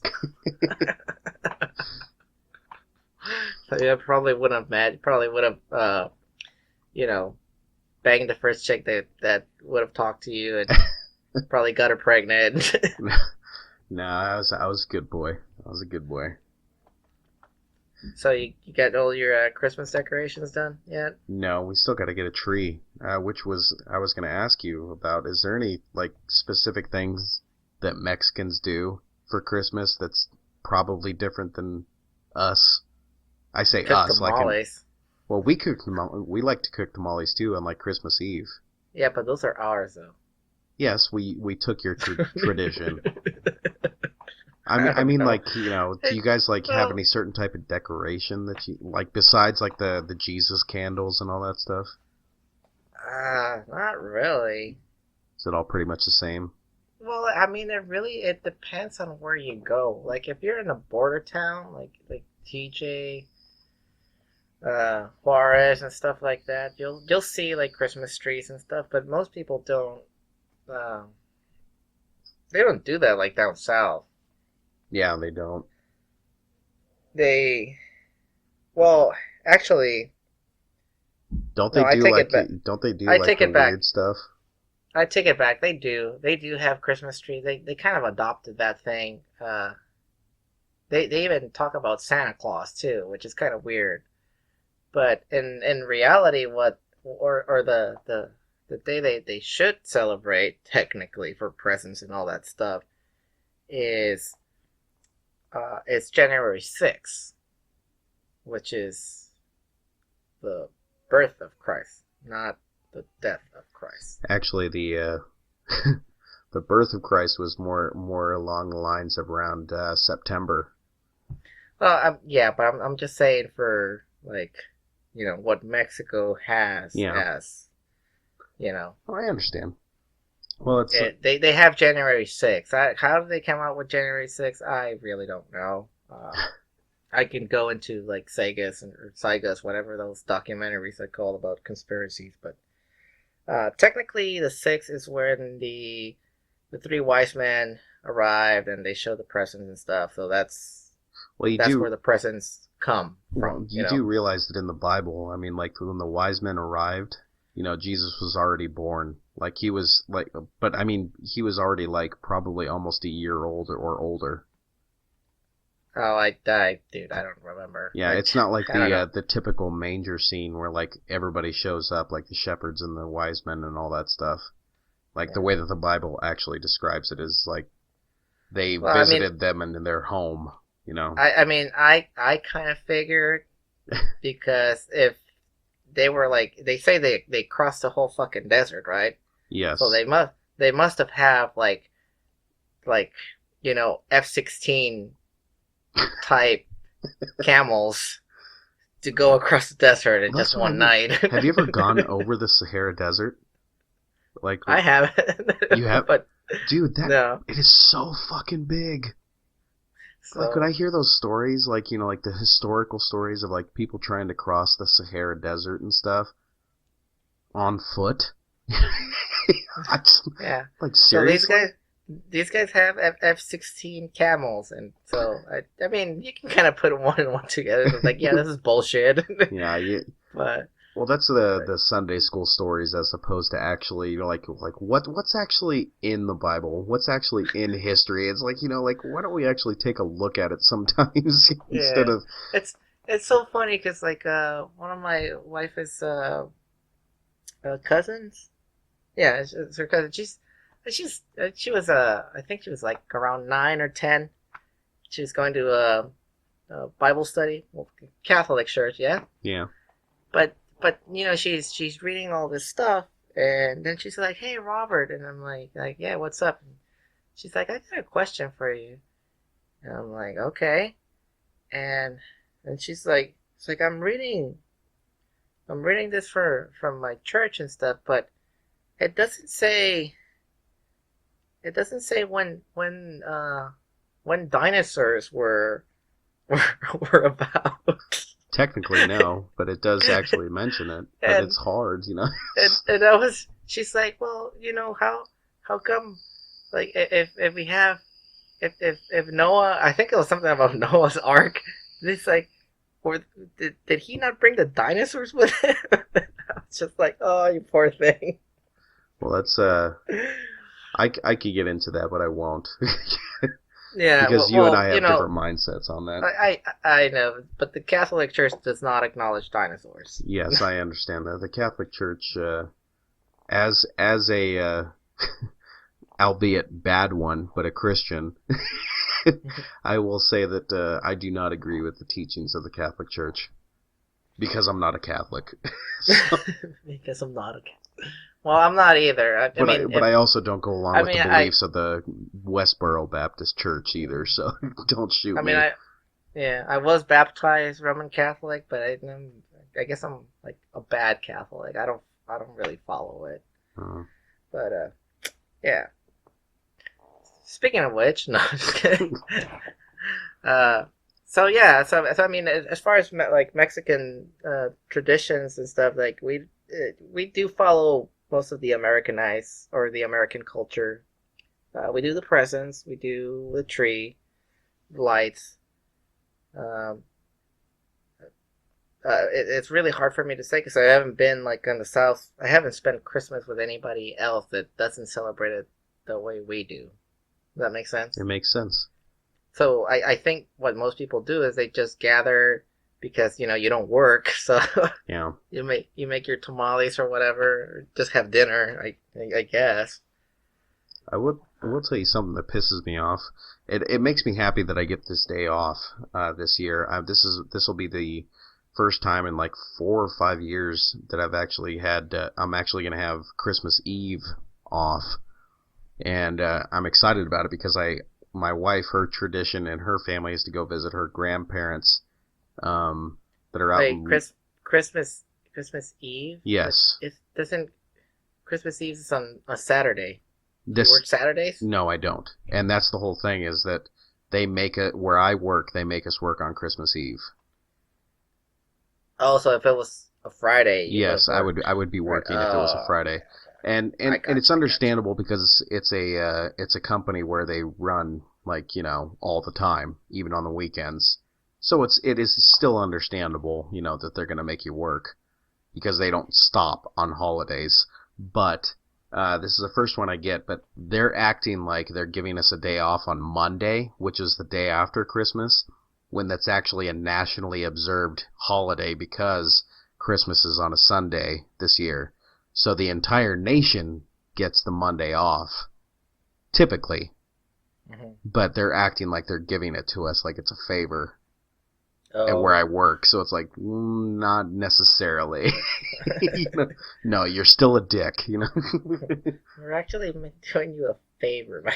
That's funny, dude. I know we talked about Black Friday yesterday, but I'll go into a quick thing. It's did you know that Costco is actually closed on Thanksgiving?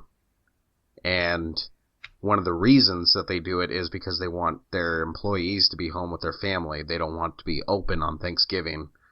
Now, the reason that I think, the reason I'm mentioning it is because lately there's been a lot of people pissed off that Costco isn't open on Thanksgiving because they wanted to have these special deals because Costco, as you know, has like really good prices on things like TVs and electronics of any kind, really. And people were pissed off that Costco wasn't going to open their doors on Thanksgiving and then do like some Black Friday sales the day after Thanksgiving.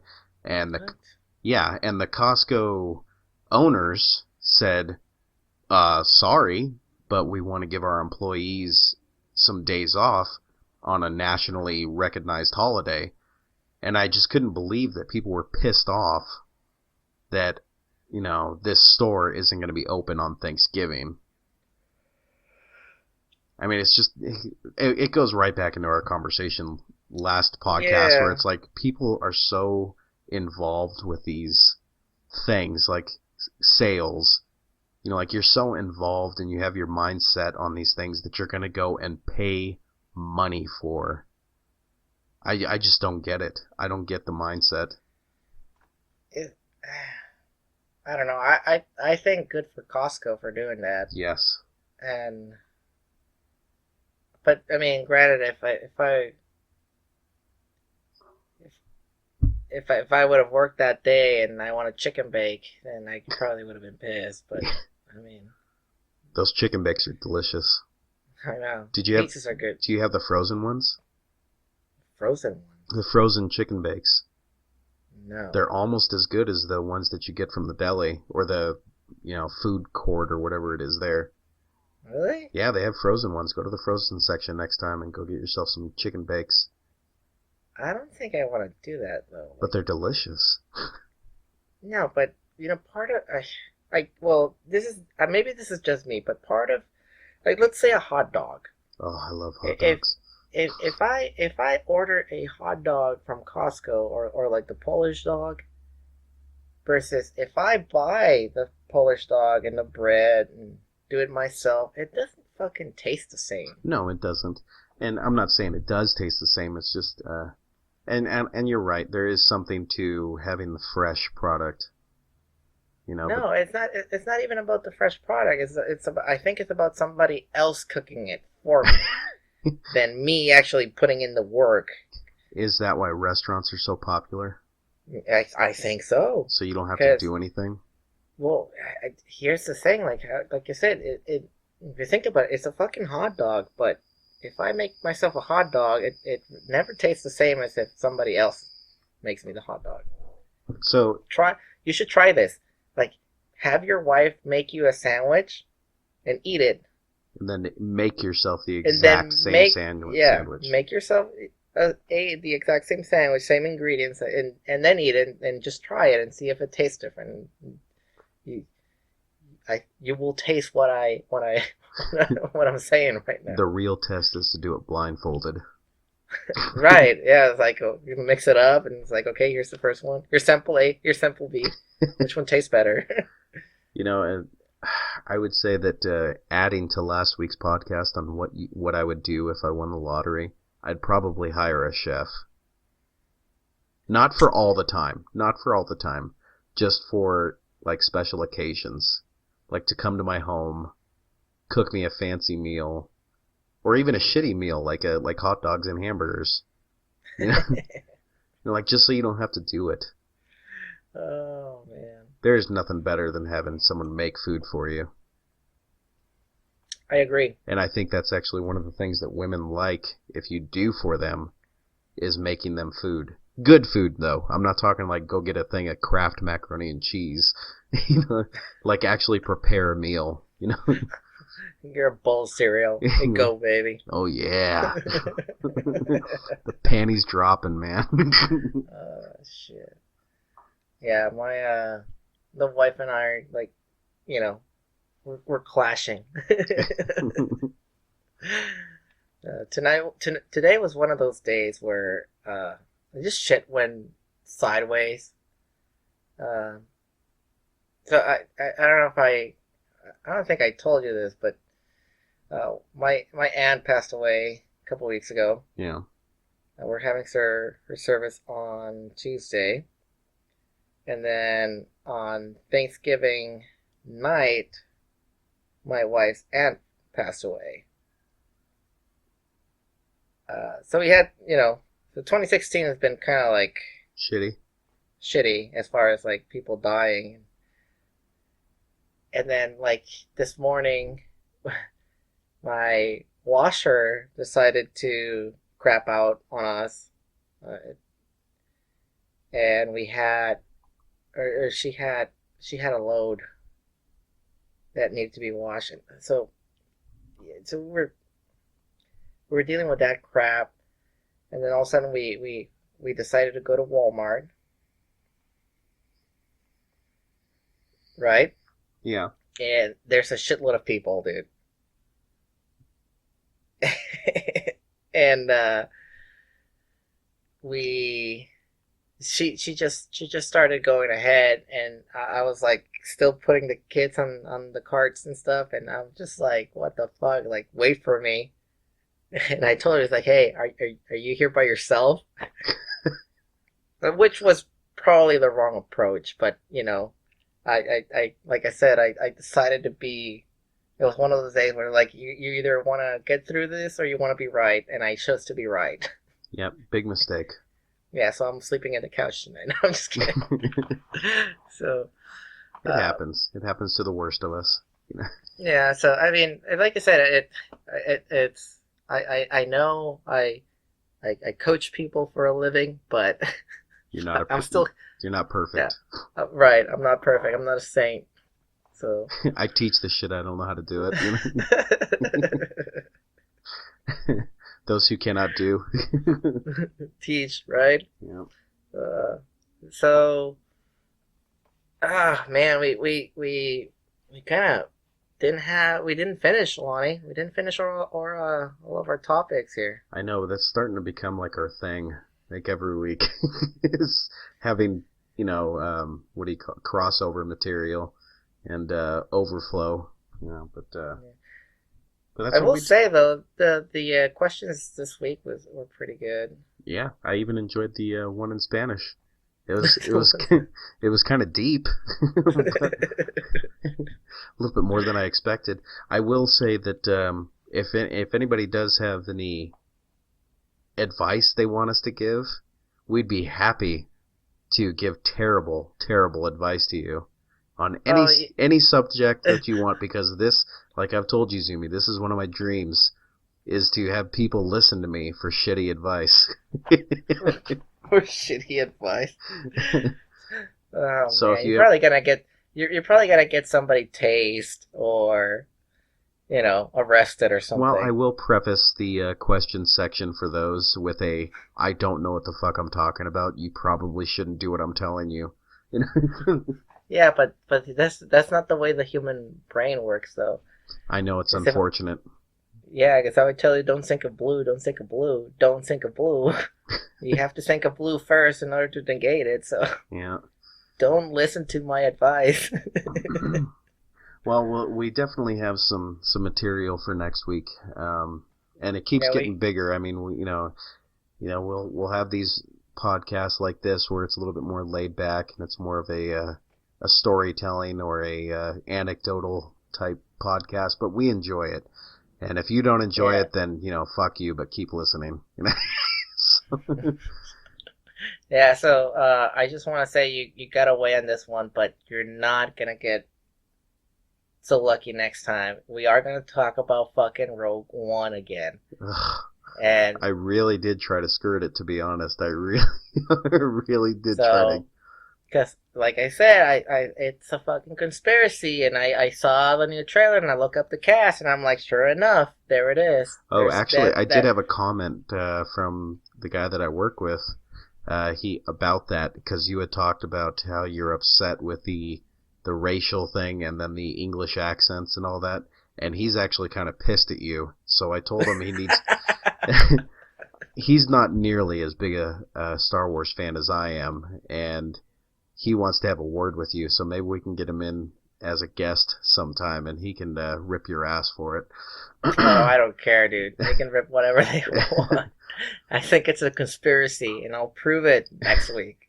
But with all the breaks we took and the internet disconnect and all that stuff, I think we're a little beyond 2 hours now. But that's fine. I'll go ahead and end it with the I guess, what do you call them? Credits? The credits? Send email to... Yeah, be sure to like us on Facebook. You can find us on Twitter at NBTLT Podcast, or you can email your questions, comments, or if you want to ask us any advice on nbtltpodcast@gmail.com, and download any of our episodes on iTunes. And I'm actually in the process of figuring out how to put this on the Google Store or the Google Play Store and, whatever else you guys use, the Windows Phone and all that stuff. I don't know if they use different ones, but be sure to leave us a review, whether it's good or bad. If it's bad, just remember that we will ridicule you, but it's all in good fun. And well, can I add something about that? Sure, why not? Well, I what I like to say rather is, if you like their podcast, give it a 5-star. You didn't like our podcast? Find somebody else's podcast and write something nasty on Yeah, that's a good idea. That's a good strategy. A little passive aggressive, but it's it.